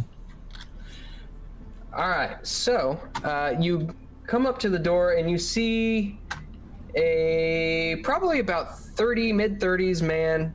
He's about 5'11", kind of stocky. You see he's got a club at his hip, and he's wearing a blazer and some very nice pants. He stops you and says, "Who goes there? Who's seeking entrance?" Clay York. He pulls out a clipboard with some notes on it and flips through a few pages. There you are. And who are these two? My associates are looking to join, but we're also friends of Professor Smith, and we're here to meet him. Quick drink, quick discussion, and then leaving. And just hand him a little bit of money. Oh. And how much are you handing him? He's going to hand him $5. He looks at it. Veritable fortune. Quickly stuffs it into his pocket. Welcome to the Oriental Club. Just nod and, stand aside, let the guys go in first, and then kind of do a little salute over to Camellia just to let her know that we're heading in. I tip my cap to the guy at the door. By cap, I mean my pith helmet. Pith helmet. You look very adventure-y. You probably fit in right with all these people. Mm-hmm. All right, and you look around, and as you enter, you see this entire place is just framed in a kind of a darker stained wood. You see all kinds of taxidermy. You see lions, bears, elephants, all kinds of exotic animals lining the walls, both just the head trophies and full trophies as well. And you see that there are several doors, both on the left and the right, and going straight ahead of you, as well as a grand staircase that goes straight up. There was a good point. Horror Host brought up a good point, because Clay has a lot of money transferred in different denominations. He probably did give him pounds. So that would be like, oh man, have I not saved that yet? £5. What would it be, like £5? Oh, you do. Yeah. So not 20 pounds then. Okay. No, not 20 pounds. 5 pounds. So I mean, it's what, 4 to 1, 5 to 1, whatever we figured out was. It's about 5 to 1, a little under 5 to 1. So he'll give him £5, which is still a good amount of money, but it's not like a fortune where he could go out and buy like a new suit or something. Right. So you look around, and the place is relatively empty. You do hear a little bit of talking upstairs. Oh, look, Jimmy, it's your Uncle Bob, pointing at some large stuffed animal. Mr. G, that's not my... Oh, wait a minute. I mean, the resemblance is uncanny, boy. Whatever you say, Mr. G. Wow. So do you all head towards where you're hearing the talking from? Head up the stairs to where we hear people, since it's probably the place where they're at. Mm-hmm. Okay, so upstairs you see, well, it looks like a large sitting area with a very large hearth in the far wall. And by hearth, you mean hearth. Yes. A large hearth blazing hot in the far wall. It gives off a nice bright orange glow. You see a few Scotland Yard officers standing about, kind of keeping watch. And past them, you see, you see the professor and Beddoes both sitting in chairs next to the hearth. Is there a stuffed wolf head over the hearth? Sure, of course there is. I was just wondering. Okay. Uh-huh. It's a very beautiful wolf too. Probably alpha wolf. Alpha wolf is the best wolf. Let's go see the old man. See what the hell happened to him. led us on a merry chase and inform him of his visitors. I'll let you take the lead on this. All right. Walk up to Smith. Oh, Eldritch, I'm surprised to see you here. What brings you? Old here? boy, you led us on a merry chase. Are you feeling okay? Oh, yes, I'm feeling quite fine. It's I wasn't ready to go home yet. That old house is so empty and cold sometimes. Yes, well, we thought to follow you home, but we lost you, so we went to your home, and apparently the door was open and someone was hiding upstairs, and we got there after the fact. So you may not want to return there without the boys to protect you. Oh, yes, of course. Someone hiding in. What could this be? Well, Mr. York can explain it to you better. I did not actually see it for myself, but I'm sure what he says is accurate. And look over at Beto's head. By the way, I want to look at him and try and analyze his reaction to this, see what he's like feeling or whatever. Okay. What would I use? Hopefully psychology, not psychoanalysis, because I don't have any of that good shit. I'm gonna let me put a modifier on this bitch first, because I suck at it. Come on, get a good fucking roll tonight. Son of a whore. Nope, I don't see shit. Yeah, he seems genuinely concerned at the thought that somebody else might be in his house. He looks over at Beddoes and says, "Beddoes, you locked up whenever we left, did you not?" Yes, sir. I locked up as I always do so. Yes, well, it's no longer locked. Clay will say, so what I discovered upstairs was part of the rug moved. It made me look at the upstairs broom closet, and everything else was very clean, but the broom closet was a bit dusty. And he's going to be using psychology to look at both of them because he wants to see what Beddoes does to that, but also what the professor says to the next part. But there were footsteps and footprints in the dust in there, and someone had been waiting in there, which is why I think the door was unlocked. I think they may have been looking for something, and well, they didn't seem to have disturbed the place. Well, that's why I'm saying I think that's why the door was unlocked, is because they were inside and couldn't lock it when they left. Right. Yeah, go ahead and make me a psychology.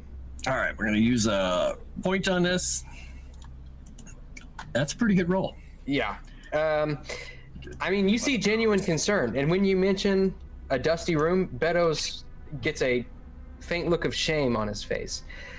But it turns to a genuine look of concern and almost fear when you mention the footprints in there. And same goes for Professor Smith. Oh, and another thing, there was a man named Mehmet. What the fuck's his last name again? Makriat, who put a forgetful charm or spell or whatever the hell it is on our dumb boy here and made him forget who he was at the event this evening. And he was interested in your work. Makriat, you say? Yes, but not Salim. It was Mehmet. Who do you know who that is? I've heard of him. That was Salim's son. He was just a boy. I would like to roll a psychology on that one too with a modifier, please. See his reaction to the Mehmet. Yeah, absolutely. Knowledge. Oh, I did good. Yeah. Extreme success, motherfucker! About time. As soon as you mention the name, he gets a look of knowing across his face. He says, "Yes, he was the son of Salim Makriat, but a boy of, I believe, 9 or 10 years." No, this was a man, sir. Or Jimmy should Jimmy saw the motherfucker. Last I heard of him, he was 9 or 10 years ago. That was 30 years ago. Oh, and wow. Now here he is in London. Looking for you. Hey, Seb, did you see the message in chat? They wanted you to move the map window over a tiny bit because it was covering up the dice rolls. Oh, I didn't realize they were looking at my thing. No, they're looking at. Are they looking at yours? They're looking at. They should be looking at Sevi. Yeah, looking at Sevi's screen. It's just the map was barely covering. Oh, it was. Yep, I moved it. Thank you. You rock. So he says, "It's been 30 years since I've heard of him, and did he say anything about what he was after?" Jimmy? Well, not that I can remember, Mr. Smith. He just kind of said that he was here to talk to you. And at that, Julius, he gets a sour look on his face and says, he must be after the simulacrum. But you don't have it. No, of course I don't.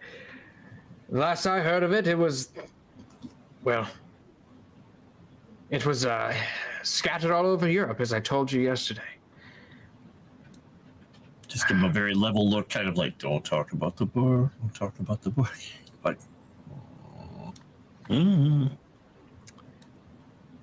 and as he stops and thinks for a second and says, well, what do you all plan to do for the evening? If you'd like, you can stay at my residence if it makes you feel better, although I do have the Scotland Yard here protecting me. I don't think any harm would befall me, but any additional company would be welcome. I think we should head back to my place. We have some preparations to make. I whispered to Dr. Smith. And yes, I know it's Mr. What? He's Dr. Smith to me. God damn it, I'm crazy. Are you sure you can trust these boys? Because if they can make this idiot forget who he is and do whatever, manipulate his brain, what's to say that one of these boys didn't receive the same treatment? You bring up a good point. But they're the best I've got. And the Scotland Yard is England's best. Yes, well, maybe we should stay with him. Clay.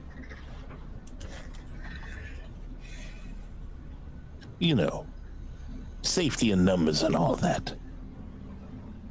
I suppose. I mean, what are your hesitations? He's just gonna kind of look, he'll glance down at your pocket, even though it's not there anymore. I see your point. What's more important to you? Very well, we'll stay at the professor's. Maybe I'll stay at your place and you stay with the professor. Calvino will keep you company. All right. Well, Jimmy too. As I said, Calvino will keep you company. All right. Poor Jimmy. You can have him then. Oh, I just meant poor Jimmy, as in Calvino's better company for you. Oh, I know what you meant. Because you treat him so interestingly. But then again, Jimmy enjoyed hanging out with Calvino too, so. Yeah, Calvino likes Jimmy. Mm-hmm. Well, I suppose we should be at it then. I've haunted around this place long enough. Well, then I guess you should expect some guests in a little while. We'll be over when we can. I look forward to it. Do be careful, old boy. Of course.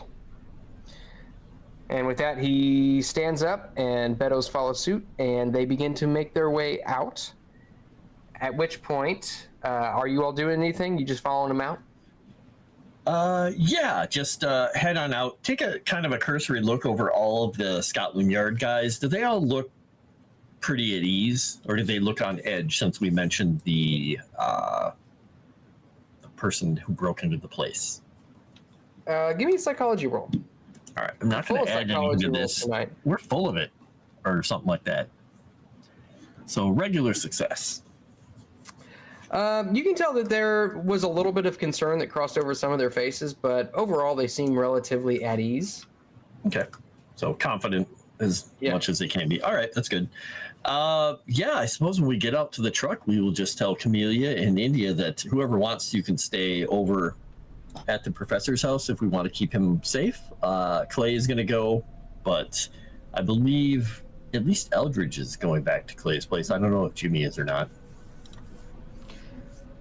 Well, Mr. York, I would really like to just stay in Pet Calvino for a while, but I wouldn't want to be a burden to Miss India. So wherever she goes, I'd be happy to go the opposite. I just kind of glance at the front cab and say, well, I guess we're going to drop off whoever is staying at my place, and then we'll continue on with the truck to the professor's.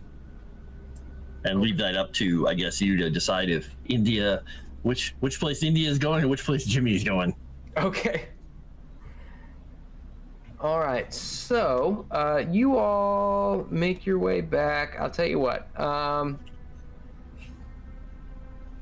Evans, India stays at Clay's house. How's that? All right.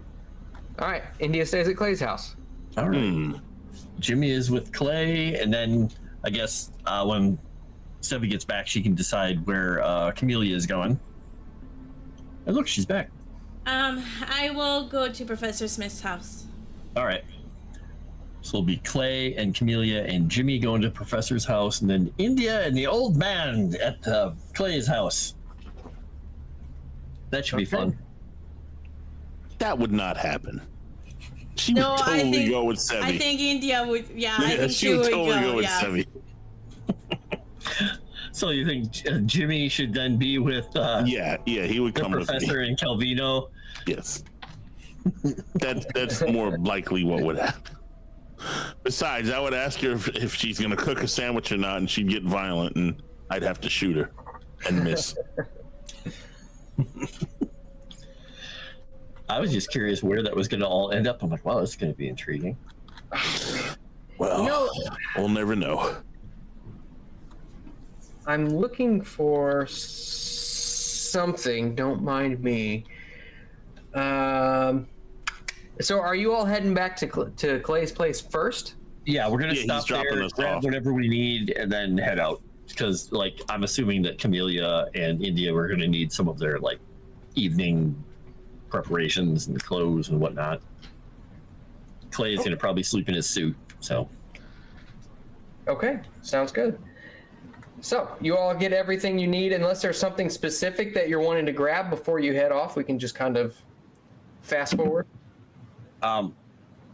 Clay is going to make a point of right before they leave, just going over to the weapon roll, unrolling it, taking out a loaded magazine with 7 rounds in it, and going over and giving that to Jimmy, and ejecting the mag that's in the auto that he has that's empty. Oh, and saying, well, there's more ammo in there if you need it. I'm going to need you to unlock the safe before you go as well, old boy. Oh, by the way, what languages does the professor read? Latin. He's just him. Latin? Okay. Good to know, because we could possibly do a little communicating in that if we need to for something. Okay. So he's not very good at it, but so yeah, he'll go unlock the safe. He'll unlock the safe. He'll actually give you the combination to the safe as well. There is, because, you know, he's not really concerned about worldly things a whole lot. There is, if you go into the safe, you will find that there is the rest of the ammo, and that's where the roll of the weapons goes normally. So if you guys are done with it, we put the roll of weapons back in there. Mm-hmm. There's also about $1,000 worth of gold in there in small coins, because that's basically just his hard currency he keeps around, and a little bit of just hard cash, like there's 200 pounds in there in cash, in case it comes down to it. There's also a bunch of camping supplies and some other things in there, like a big smattering of anything you'd think you'd see in a backpack for somebody who's out in the woods. He's not paranoid. He's just a prepper before there were ever any. I don't have all that stuff either somewhere locked away in my home. Don't worry about it. There you go. You know, I'm minus the money and stuff. Well, you know. All right. You were the first prepper of your kind. Exactly. There we go. Yeah, it's all Krugerrands. All right, so you all make your way to your respective destinations, and at this point, Beddoes, for those of you who are going to St. John's Wood, Beddoes welcomes you in and says, the professor has already gone to bed for the evening. Is there anything that I might be able to do for you before you turn in for the evening? Ooh, you should question that fool. Yeah, I want to say, yes, I want to ask you something up here, and just turn and start walking up the stairs ahead of him and go right to the closet and say, and just look at it and say, I know it's a bit embarrassing to find something dusty in the house, but when's the last time you used this closet? This closet has been empty for some time. Honestly, I'd almost forgotten it was there. I'm gonna roll psychology. Okay. Very nice. Yeah, I mean, you get the idea that if he had remembered that that was a closet that was still readily in use, he would have cleaned it. And if you noticed anything out of place, anything missing anywhere in the house, because they were here, they were looking for something likely, and they left. So either they found it or they realized it wasn't here and they left. Well, no, but as you can see, it's quite the sizable home. It's easy to have certain things get lost. But I haven't noticed anything other than this outside of. No, everything seems quite normal. So he's gonna head down. Clay's just gonna nod and kind of walk past him and then head down to the study and just start looking over the papers that we looked at the other day. Yeah, me too. Before bed, yeah. I'm gonna bring the ladies in. Head to the study and roll a spot hidden, I'm assuming, to see if I can find anything that is missing. Like any books that I remember that are not there anymore, or things that are just moved weirdly. Okay. Like to see if they were able to grab something. Oh my god, I got a 36. That is funny. To see if there were books that were hastily put back in place, for example, that might give me a clue to what they were reading. Okay. So you kind of look around through the study, and with let's see, what is that? That's a hard success. Okay. You actually do notice that in one of the drawers on the desk, it looks like there's a few pieces of paper that are kind of sticking out, almost as if they were into the drawer and shut. Okay, I'll open the drawer and I'll point this out to Clay. Okay, just kind of stand off to the side and see what she's looking at. Yep. And basically what this page details is sort of what the professor was talking about the other night, more or less what he knows about the Sedefkar simulacrum. Okay, so basically they figured out the stops that we need to go as well, and where things are hidden. Is that what you're telling me? We're gonna have competition? If they didn't know it already. Yeah, one could deduce that. But yeah. I'll point that out to Clay, and I'll say we might wanna call back your abode and let Eldritch know. Yeah.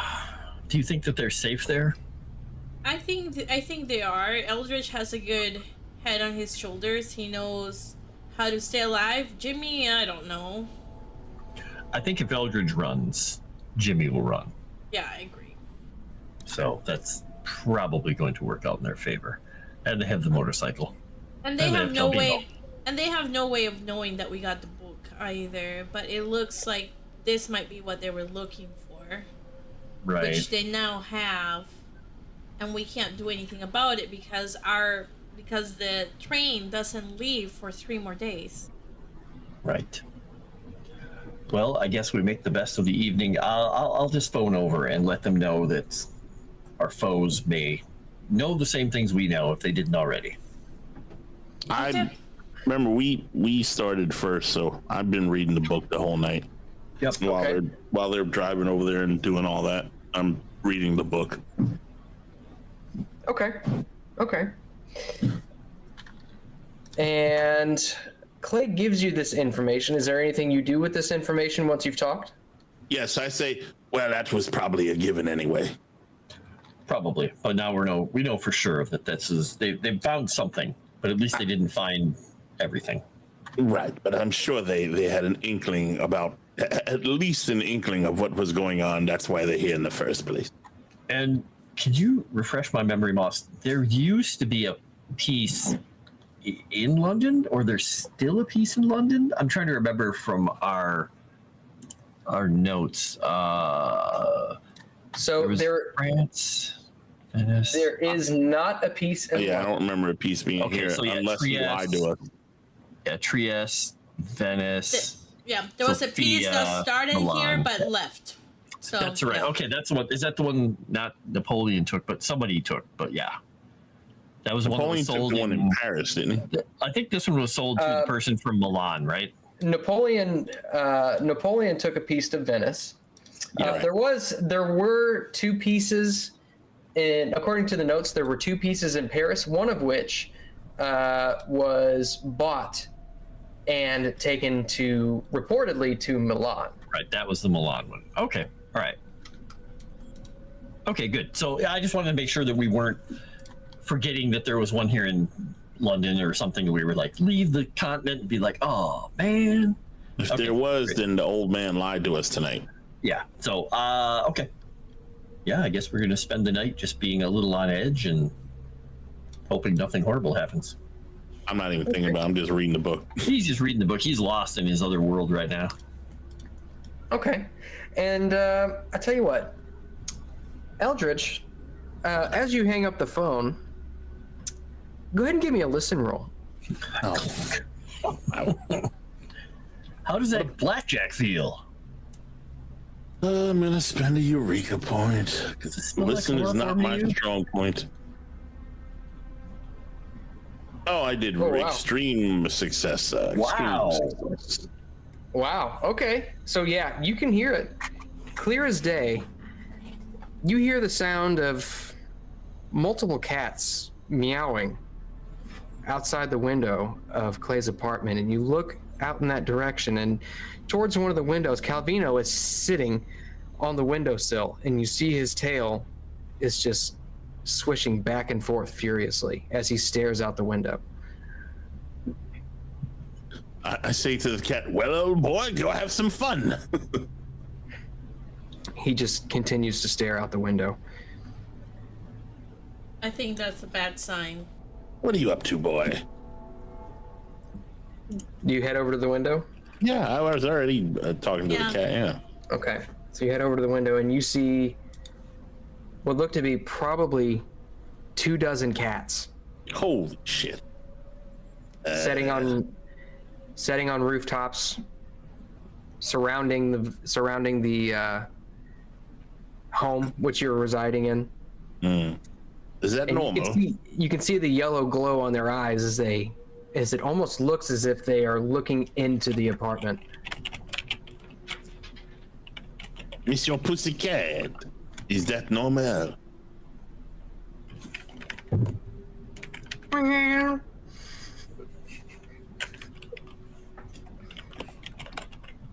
speak Exactly. I don't.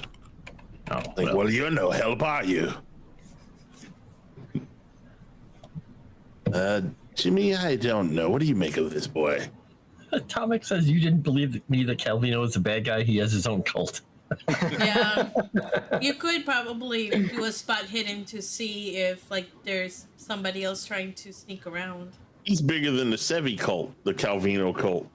Yeah, I'm gonna spot hidden to see if anything weird is lurking out there with those cats. Okay. Cult Vino. I got a super extreme success, sir. An extreme success. Okay. You actually do see what looks to be a humanoid figure in an alleyway in one of the buildings. Mm-hmm. And as you're looking, it seems to just disappear. Oh, fuck. I pick up the phone. Guess who I'm calling? Ghostbusters. Yeah, I was gonna say they're not around yet, but good try. Yes, I call the Ghostbusters. I'm old boy. I don't know. Does Bedos pick up, or will he object? I'm just gonna grab the damn phone. Just grab the damn phone. You grab the phone before Bedos does. Yep. Do you normally have a bunch of cats outside of your window, staring into your apartment? Clay gets quiet for a second, and when he responds, there is a definite like calculating chill in his voice when he says, "Is Calvino watching them?" Yes, and also disappearing people in alleyways. And he is just going to yell out the top of his lungs, not caring if he wakes the professor up. He's going to just yell out, "Camellia, India, we have to go. We have to get back to my place. I may be overreacting, but we need to. I'm sorry, Professor. I'm sorry, Bedos. We have to go." Okay. Yeah. I grab all my stuff and then head out. Jimmy, barricade the door. Yeah, Mr. G. Right away. I pull out the shoddy. I grab a shoddy and load that as well. Okay. And at that, you all peel out. If I had that soundscape pulled up, I would just do it now, but I don't. We're going at least like 13 miles an hour. And you make your way back to your apartment. Or correct me if I'm wrong. It's a flat? It's a flat. It's the top two floors of like a brownstone, brownstone. basically. Yeah. Okay. A row house. Yeah. So you make your way back to your house, leaving St. John's Wood behind. After I load the shotgun, I call Scotland Yard as well and tell them there's strange people trying to break into home. Okay. So you call Scotland Yard, and they pick up Scotland Yard. Yes, there's some strange gentlemen trying to break in our apartment here. What is your address? I give them the address. We are short on manpower this evening, but I'll see what I can do. And with that, they hang up the phone. Tell them there's an extra 10 if they get here quicker, goddammit. All right, so we'll fast forward. Nothing seems to happen when the three pull up the street and enter the home. By this point, you look around and the cats have all scattered.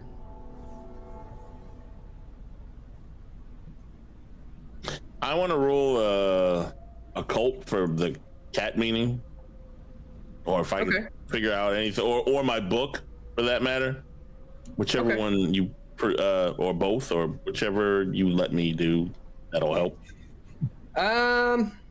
You can do depending on what role you use will kind of dictate what information you get. Well, which one would be better? Can I do both? I can go with my knowledge and the knowledge of the book, no? I mean, based on what you've read of the book, I'll tell you this much. Based on what you've read of the book itself, There's not a whole lot of mention of cats. No, not that book. My book. Oh, yes, absolutely. Yeah, that's what I meant. Yeah. All right. So I'll roll my occult, and then you whatever with the book, right? Yep. Okay.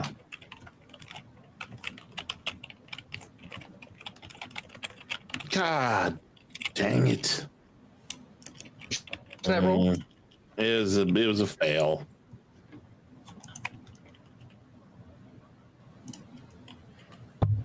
My occult needs some work.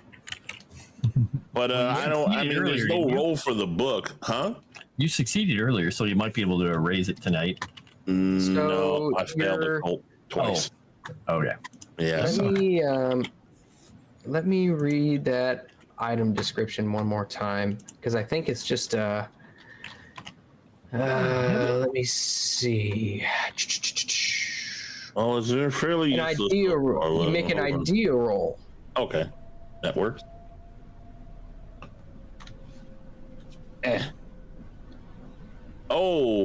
Extreme success. Extreme success.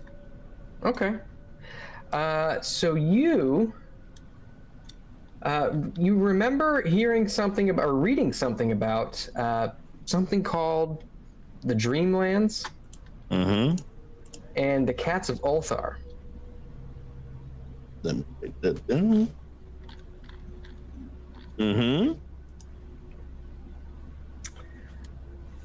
That would an A or an O? A. Okay. Dreamland. Mm-hmm. And what did I glean from the Cats of Ulthar? Well, there's not a whole lot that's known about the Cats of Ulthar, but it's widely believed that they don't necessarily bring good omens with them. I see. Okay.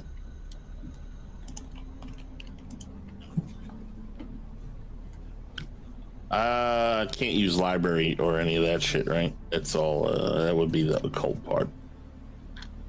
Or Cthulhu mythos, maybe? I'll say that your Cthulhu mythos would give you basically that same information. Fair enough. Okay. Well, they're here now, right? Yes, they are here and they are entering the premises. Okay.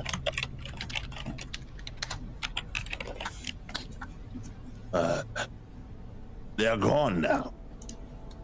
But from my knowledge, these could be something called the Cats of Ulthar, or related to them, or of some sort of, I don't know, relation to. And usually when these things are around, it brings bad omens, bad tidings. So whatever this is, it's not good news, boy. Old boy, rather. Well, Clay must have known about it, because as soon as you told him, he told us we had to get out and come back here. Do you know about it, or you just sense the danger and the situation? I've seen them before. You have? Just things like this in different places of the world.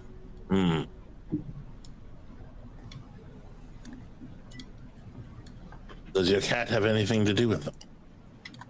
Well, he seems to keep them at bay usually. Oh, so they've been here before. Because I think, though technically, I guess, boss, it's the Cats of Ulthar are technically the sort of good ones. I think it's the cats from Saturn that are the bad ones. I'm trying to remember now. So, as you would know, Ulthar, as the story goes, really that whole narrative is about an old couple who enjoys killing the townspeople's cats. So it's tough to tell, were these actually the cats? You don't really know. You could have a lot of interpretations of it, but based on what Eldritch has read or knows about them,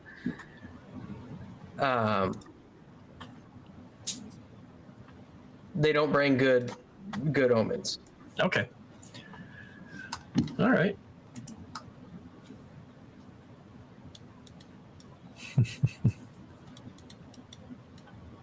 Yes, camera. Yes, you're right. So, yeah, Clay is just going to go over and pet Calvino and then put him up on his shoulders and thank him and say, unfortunately, this means that we left the professor with them, but That might have been their plan all along. now that I think about it, though, as much as I admire the professor, we can't let that fall into their hands. What? The book? You have. Oh. Him, I don't think he's as dangerous because he doesn't have the book in his head. He may know other things he hasn't told us, but Yeah, not that though. Or at least enough of it. I don't think we can protect both. I'm sure he'll be safe enough for tonight. And if at not, this then- point, you see some Scotland Yard cars pull up to the building. Oh, I might have called the police as well. Look out the window. Oh. They're not going to be able to do much against them. You might have to give them $10. Sorry. He will head downstairs to meet them. They weren't in a rush to get here. I figured I needed to motivate them. Oh God. Here's your tip, filthy animals. Come on, you got to respect that. That's a good move. Exactly. You would have done that. Oh, yeah. Easily. It's part of his daily expenses, getting the police to show up. Yeah. When So at this needed. point, you hear a knock on the door. Answer it with Calvino on his shoulder. Officers. You see the very same officers which were sent to protect Oh no. Oh no. Mr. Smith. Oh, no. He's just going to get a little kind of drawn in the face, like, and say, so they sent you over here. Yeah, they're short-handed tonight. They said we needed to come over here. Said there was some sort of disturbance. It was all quiet over at the professor's house. All right. And he's just going to take them down the sidewalk and show them where they pointed out the cats and the person were. As you can see now, there's nothing here, so you could probably go back to the professor. But if you want to leave someone, fine. If not, then regardless, thank you for your trouble. And he's going to just palm some money in his hand and give it to the officer. Yeah. All right. All right, boys, we're out. And at that point, they all get back in their cars and start heading back down the road.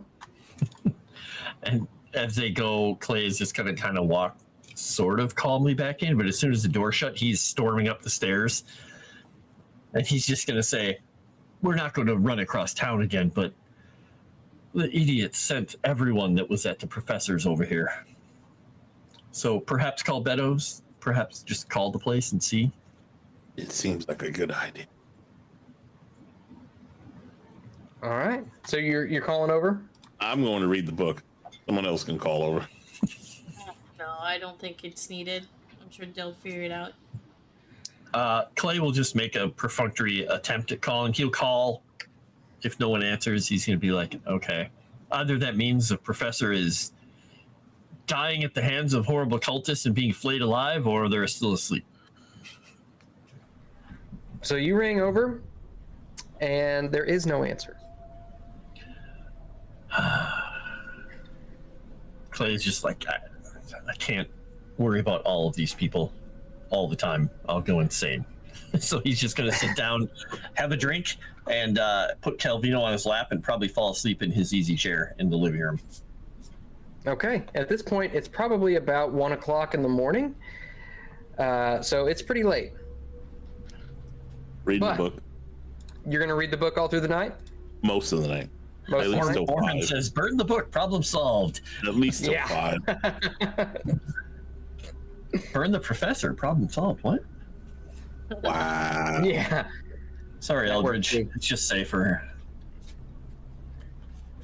Okay. So you all go to sleep.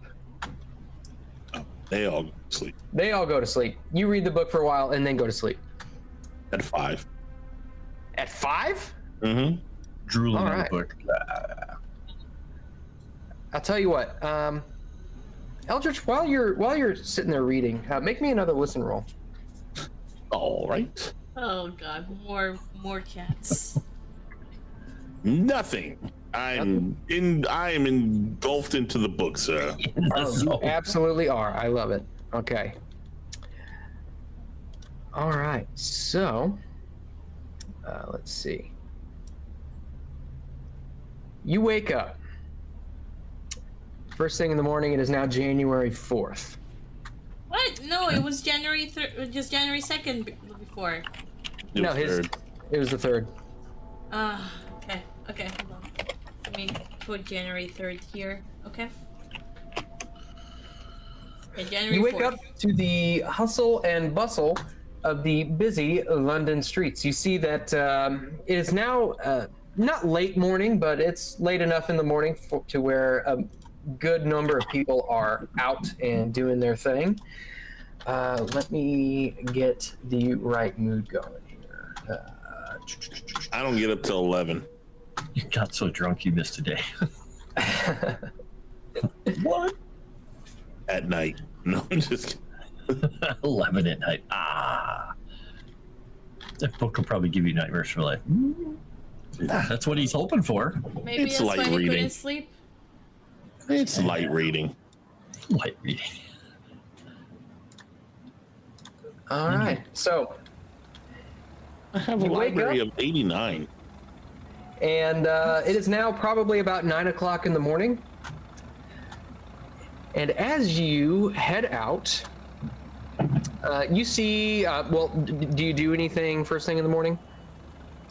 Yes, I'll sleep another hour. Get up, shower, exercise, make breakfast for whoever needs food. Okay. I guess exercise then shower, rather. What does your exercise regimen consist of, by the way? He takes a run, Okay. and then in here he has some rudimentary weights, just really simple little, like those little barbells, and he has a punching bag in the one room. So he does his calisthenics, all his normal stuff that he did when he was in the Corps. Very good. Very good. That's a good workout, by the way. So as you are out on your run, you see this. Oh no. 3 times in one night? What the fuck? Going to give the boy money and take a paper right there while he's just sweating through his shirt. All right. And as you read through it, you find this article.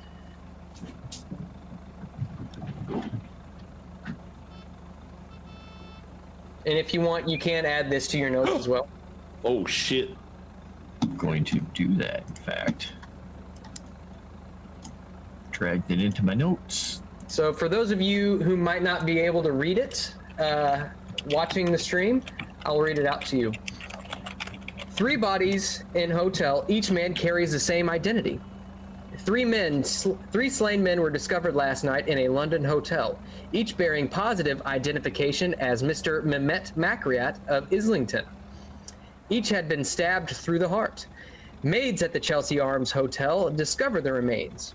The room also was registered in the name of Mr. Makriat. Bona fide papers identify the trio as one man, the Mr. Makriat, who is a Turkish antique and art dealer doing business in this city.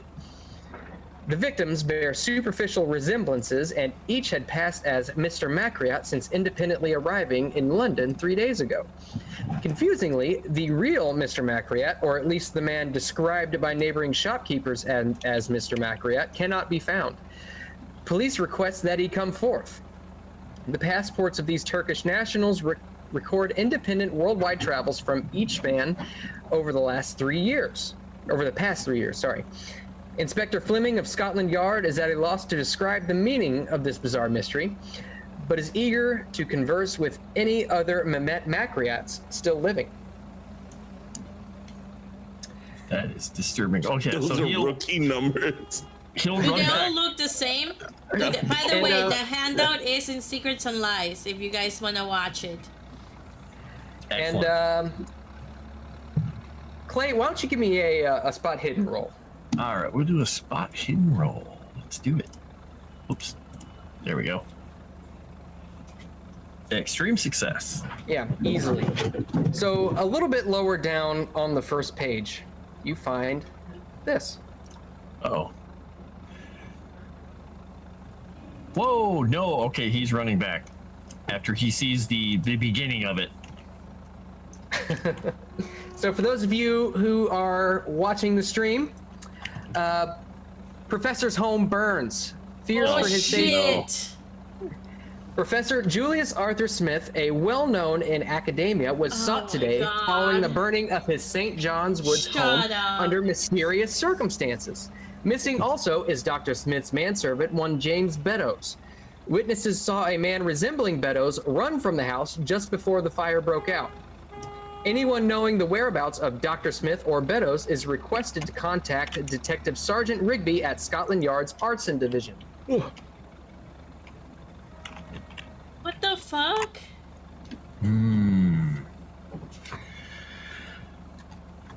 So yeah, he's running back to the house, not worrying if he's bumping into anybody.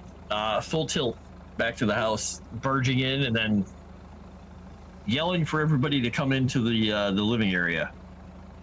I wake up begrudgingly. I'll do the same. Well, I'm already awake. I'm Okay. I'm probably cleaning my tummy gun. So I'll assemble it again, because I'm kind of by the living area anyway, and I'll look at you as I'm assembling it. What's up? Bloody hell, what's all this racket? I'm trying to sleep. Well, two things. The professor's home burned down last night, so we need to go find him if we can. But Oh, also this, and point out the other article that's like, man dies 3 times in one night. How do they all look the same? I can't say. I don't Maybe it know. has something to do with that skin cult. Yeah. I wonder which one of these he was talking to last night. He looks over at Jimmy. Maybe none of them. Since they say the real one is still at large, whatever the hell that means. But I suggest everybody, I don't think, well, depending on what we find, that we might not want to eat before we go, depending on the strength of your stomach, but we should get dressed and head out to the professors Yeah. as quickly as possible. Let's do that. It's strange because it says that the Beddoes ran out of the house before the fire. Resembling Beddoes. He was probably somebody wearing his skin. Do you think maybe that they burned the house down themselves to throw them off the trail, or do you think something bad has happened? I think something bad happened. I don't know. It's possible they got out, but... All Well, right. hurry up, man. Yep. Clay is not even going to change into his other clothes. He's just sweaty in his workout stuff. He's just going to throw on his overcoat and grab his guns, slip his boots on, put Matilda in, and we're out. Okay. Yeah, I take my time getting dressed because it's not like we're running to put out a fire. The damage is already done. Just kind of give you a sidewise look. Well, it's not like we can save him now. What's been done is done. No rush. We'll get there. I'm old. I was up all night reading the fucking book. All right, so we go. As you all exit the apartment, you see a cab slow to a stop just outside of your home, and a young man in a newsboy cap gets out and says, "Are you Mr. Smith? Or No. not Smith? Sorry. Are you Mr. York? Yes. Message for you, sir." Okay, look at him a little warily, go up to him and take it, and give him something.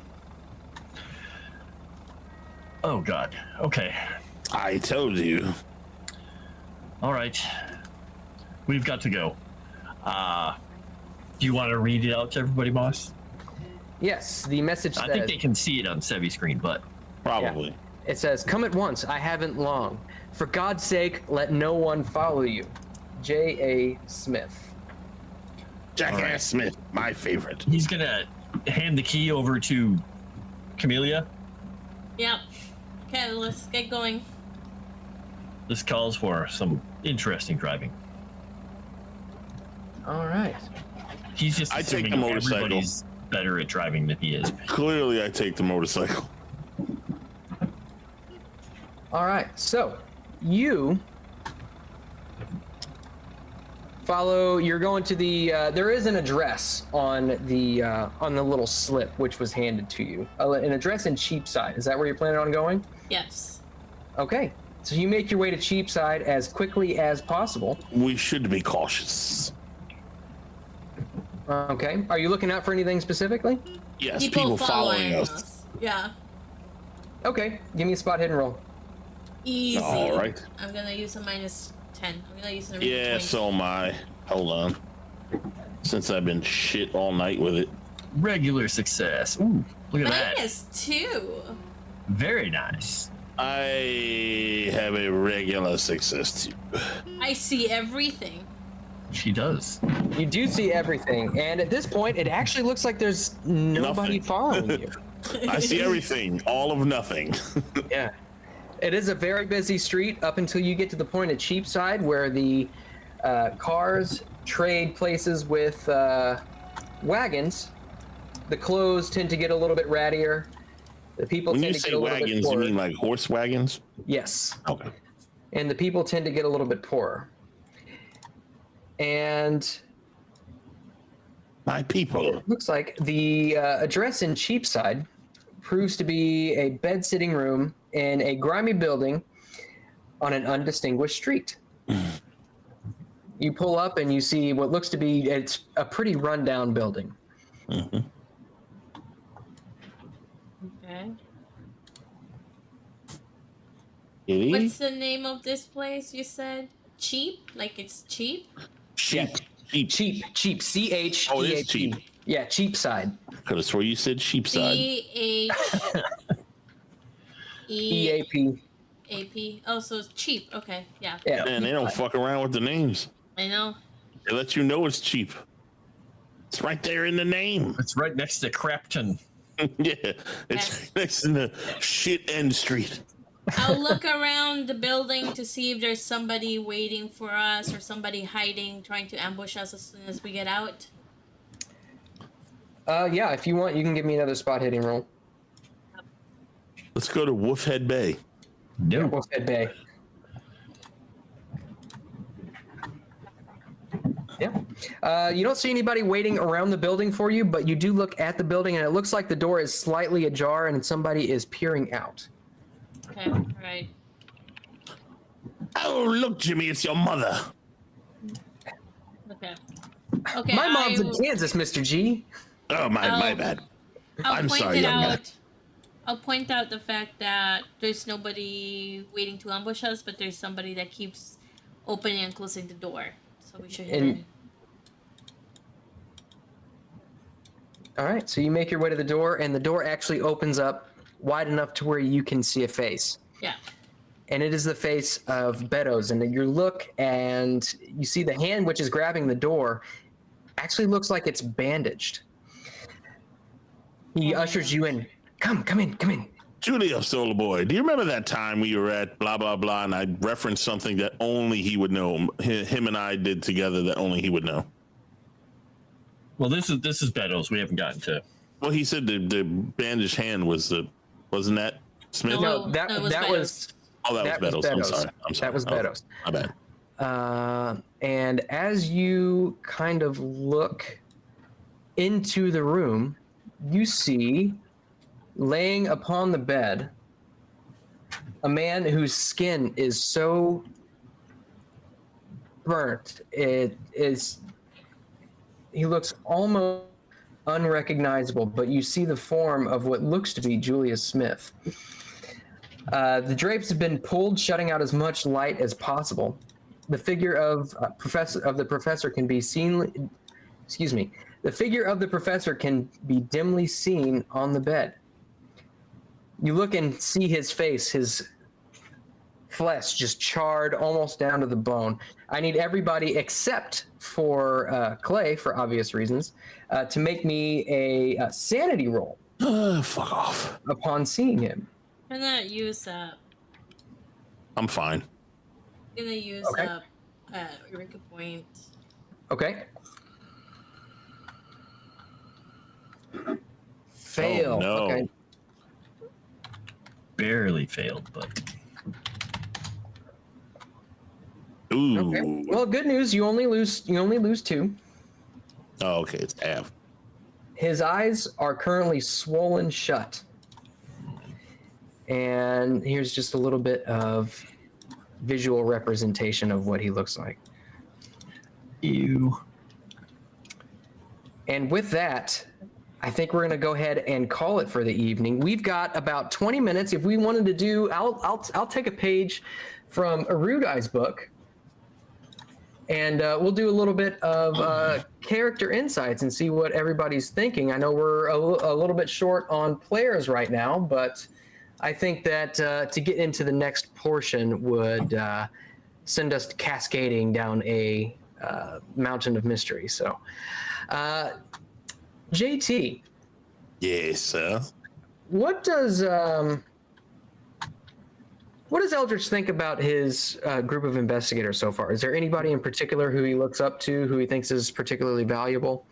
The only one I trust implicitly is Clay. Everyone else seems to be spotty at best on their predictions, calculations, and plan. And what about Jimmy? I mean, he is your protege. Is he The boy's a moron, but he's loyal. to a fault, would you say? To a fault, yes. He's loyal to a fault to the point where his loyalty could end up being a hazard at some point. Yeah, that is true. I mean, he's always been by your side. Yeah. He, like I said, loyal to a fault. So, and does Eldritch have any idea what's going on? Sure.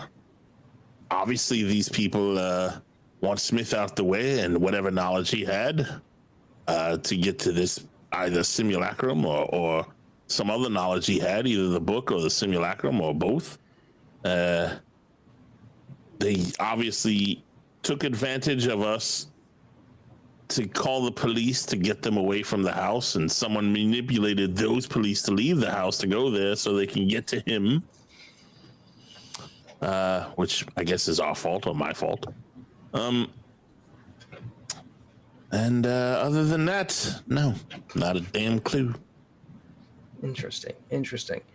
Well, they're sure leaving a lot of breadcrumbs, but as to what they want, I mean, it's kind of up in the air. But Camellia, what is there anybody in the group who Camellia particularly values?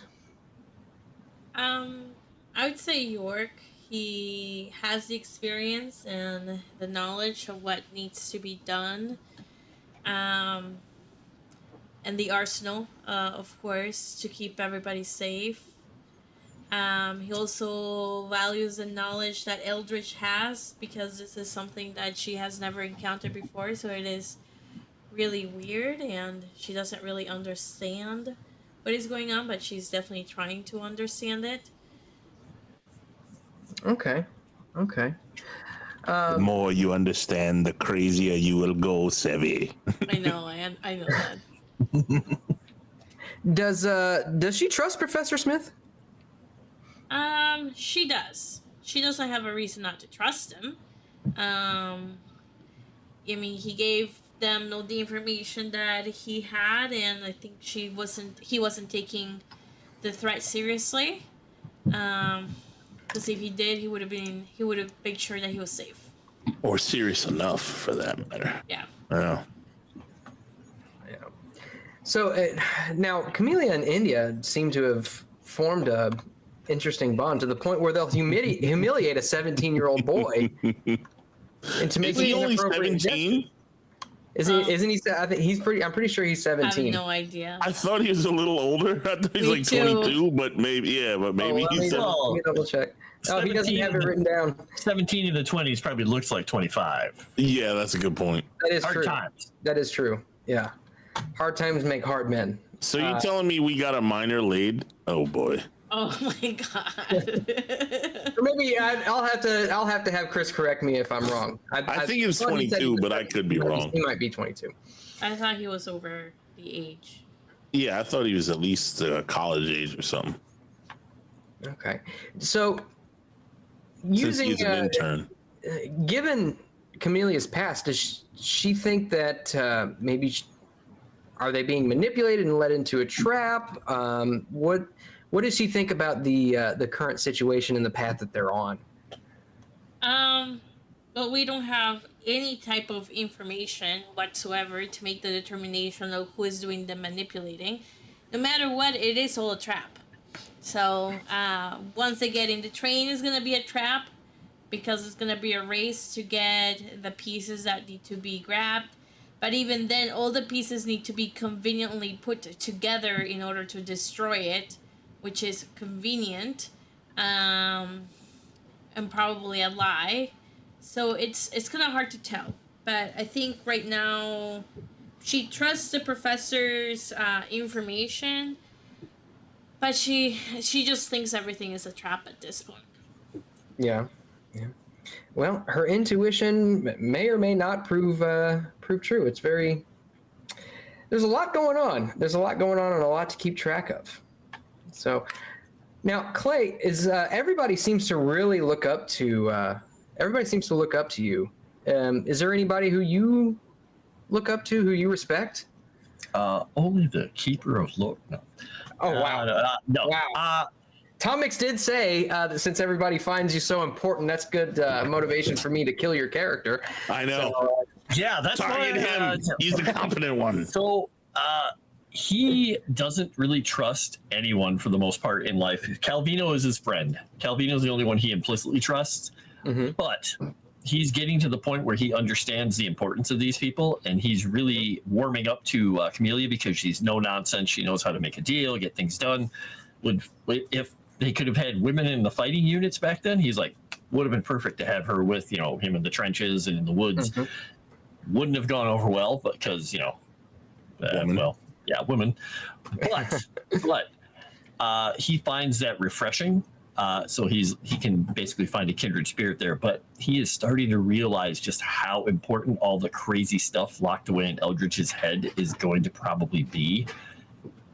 He doesn't want to admit it, but he might at some point also show him the book that he has locked away. That is a very frightening thing in and of itself, but he enjoys the company of the two younger members of the team because they remind him of all the stupid things he and his boys and everybody got to in the early, not wars necessarily, but the Spanish-American War and everything he did in the Boxer Rebellion all around the world. He's finding that refreshing to see, that there are people coming out of after the war actually having a good time and enjoying their lives, even if they're making stupid decisions like they seem to be right now. That could be just his old age talking, though. His conflicts. Is that Yes. kind of an attitude where you look at it as almost like an ignorance is bliss type thing? Exactly, and that's he sees a lot of that in all the young people. The attitudes of jazz and everything going on right now, because it is his idea is he could die at any point, so he's living life to the fullest as much as he can. But he is super not trustful of most people, which allows him to just look at them and go, "Oh, okay, yep, just keep them at arm's length." These people he's letting to get close, and that may be a problem later, because now he's trying to find a way to protect everyone, and that's not going to work out. Yeah. Does he look at people who he needs to protect as almost liabilities? He does, but now he's starting to see the benefits of having the people around, all the good things that they could do for whatever we're trying to stop. So he's kind of looking at it now like a larger envelope, a larger umbrella, because him helping these people in whatever way he can, because he's not the most important person here. He doesn't have the skills that they have. If he can protect them and get them farther, that's what he's going to do, because they have all the expertise to get all this stuff done and deal with these crazy cultists. He doesn't understand any of that. He usually basically drops back to wanting fire. End it with fire. Says the one that killed the 3 cultists. Exactly. There we go. So, to kind of shift gears a little bit, with Clay's relationship with Calvino, what does he make of all the cats that showed up at his apartment? Obviously, he wasn't there to see him, but he did hear about them. What are his thoughts? His thoughts, because Calvino's come to him in his dreams more than once and warned him about things here and there, that those people are allied with some of those unpleasant creatures, the ones that may be masquerading as cats or whatever they are. Whatever they're doing, it's not good. And Calvino is kind of protecting them. So it's all the more important for him to, take care of Calvino, because Calvino's his own cat. He'll go wherever the hell he wants. But for whatever reason, he has decided that Clay is a person to hang around with. Mm-hmm. So, yeah, he is trying to make sure that everybody knows how important Calvino is, even if he doesn't understand it. And it's really nice for him to see that Calvino's getting along with at least Jimmy.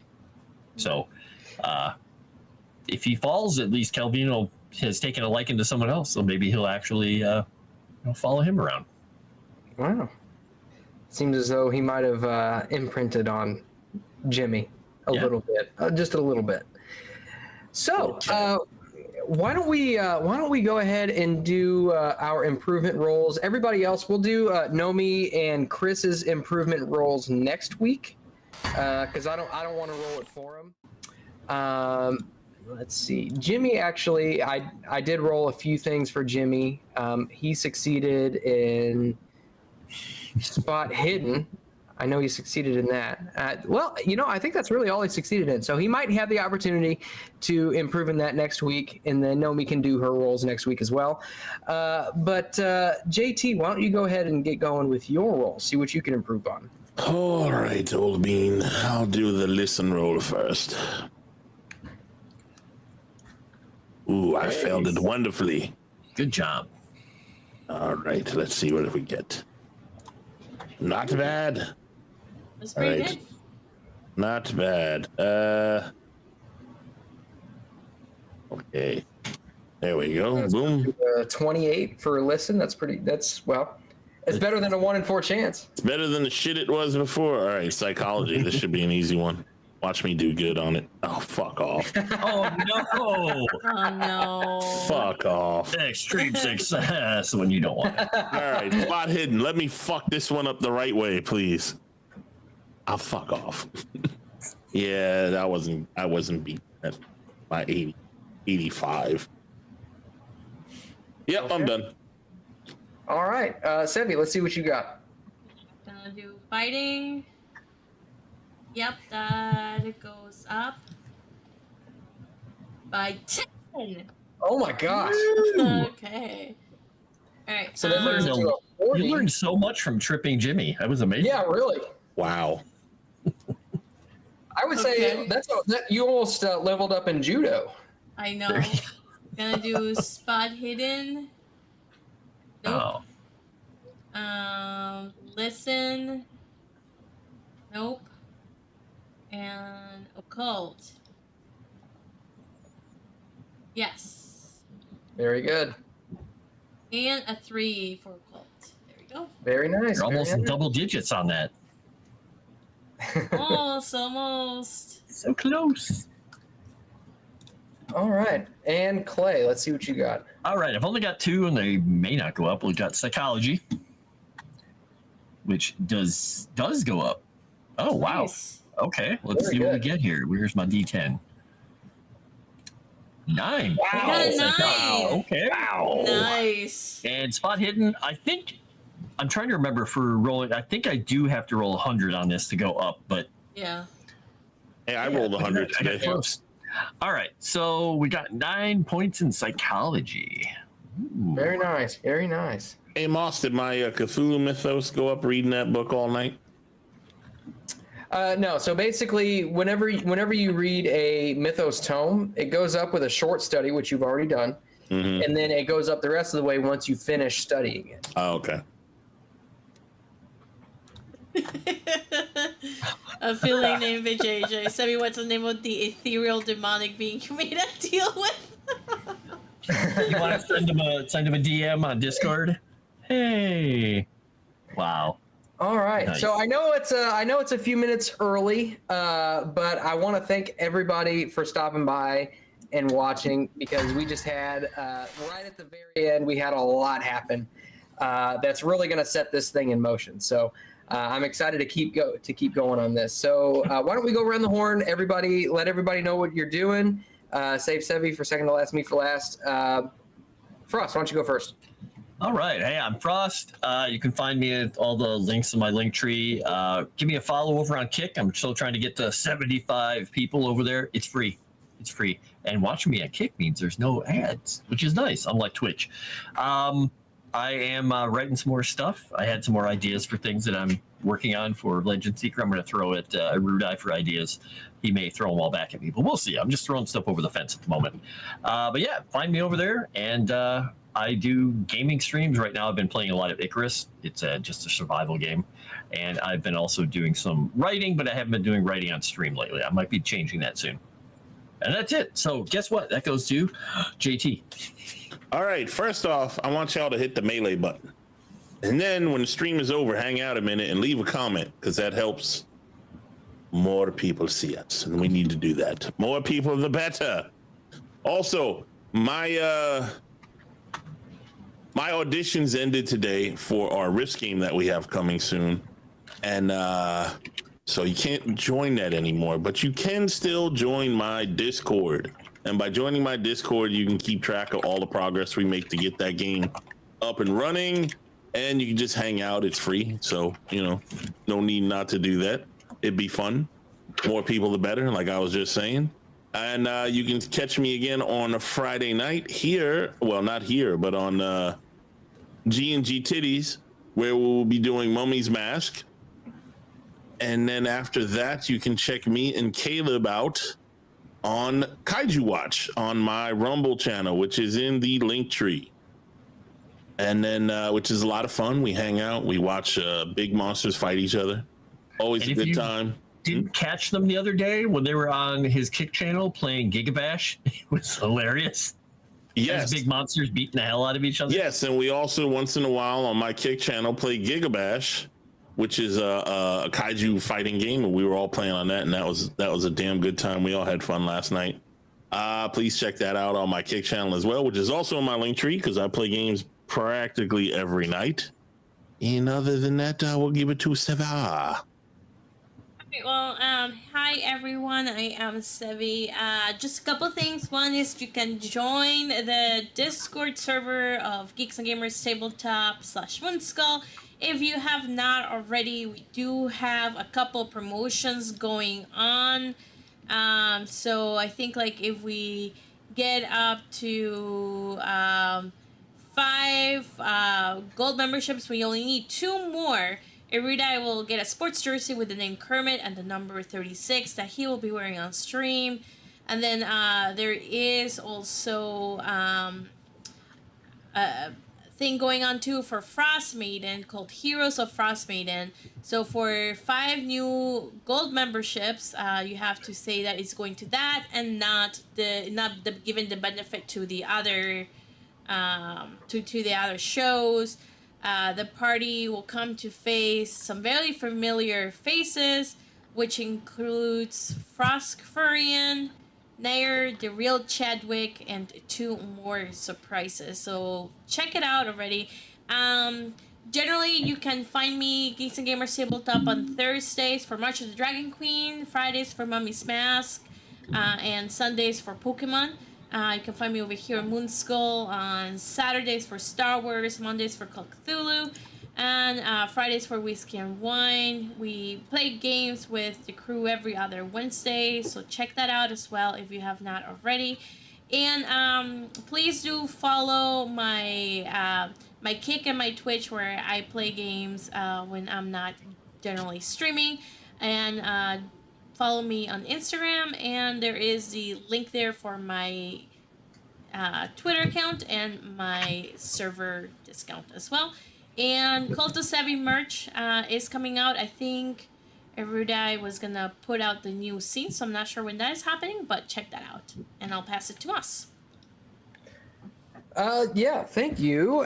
Again, I am Moss, the keeper of or thank you all for stopping in and watching these shenanigans. The beginning was very interesting with me. I'll tell you what, me having to play Jimmy was. I just hope I do Jimmy some justice. I just hope I do him some justice. And I hope he gets the same treatment whenever Chris is back, because I'm starting to think it's just me. But you can follow me on Twitter if you want. That's at MossMuff. You can find me obviously here on Monday evenings playing Call of Cthulhu with these fine people plus 2 others. You can find me over on Geeks and Gamers Tabletop on Thursdays for March of the Dragon Queen, and Saturdays back here on Moonskull for Star Wars. On, let's see, Wednesdays, I don't believe this Wednesday, Seven can correct me if I'm wrong, but I don't believe I'll be on the gaming stream on this Wednesday, but next Wednesday, we should be doing a gaming stream, so you can catch me there. But tomorrow, if you want to hear my sultry voice again, JJ and I will actually be playing some more Return to Moria over on Kick. That's Dragon's Tavern Live. Sorry. So you can find us there, and I think that's all I got. So with that, I appreciate once again everybody stopping by. As JT said. Stick around for just a few minutes after the stream ends. Give it a like, leave a comment, just whatever you can do to help the algorithm to help us get out to more people. And I appreciate it, you guys, and we'll see you next week. Oh, gee, Mr. Moss, I thought you did pretty good being me. Thanks, Jimmy.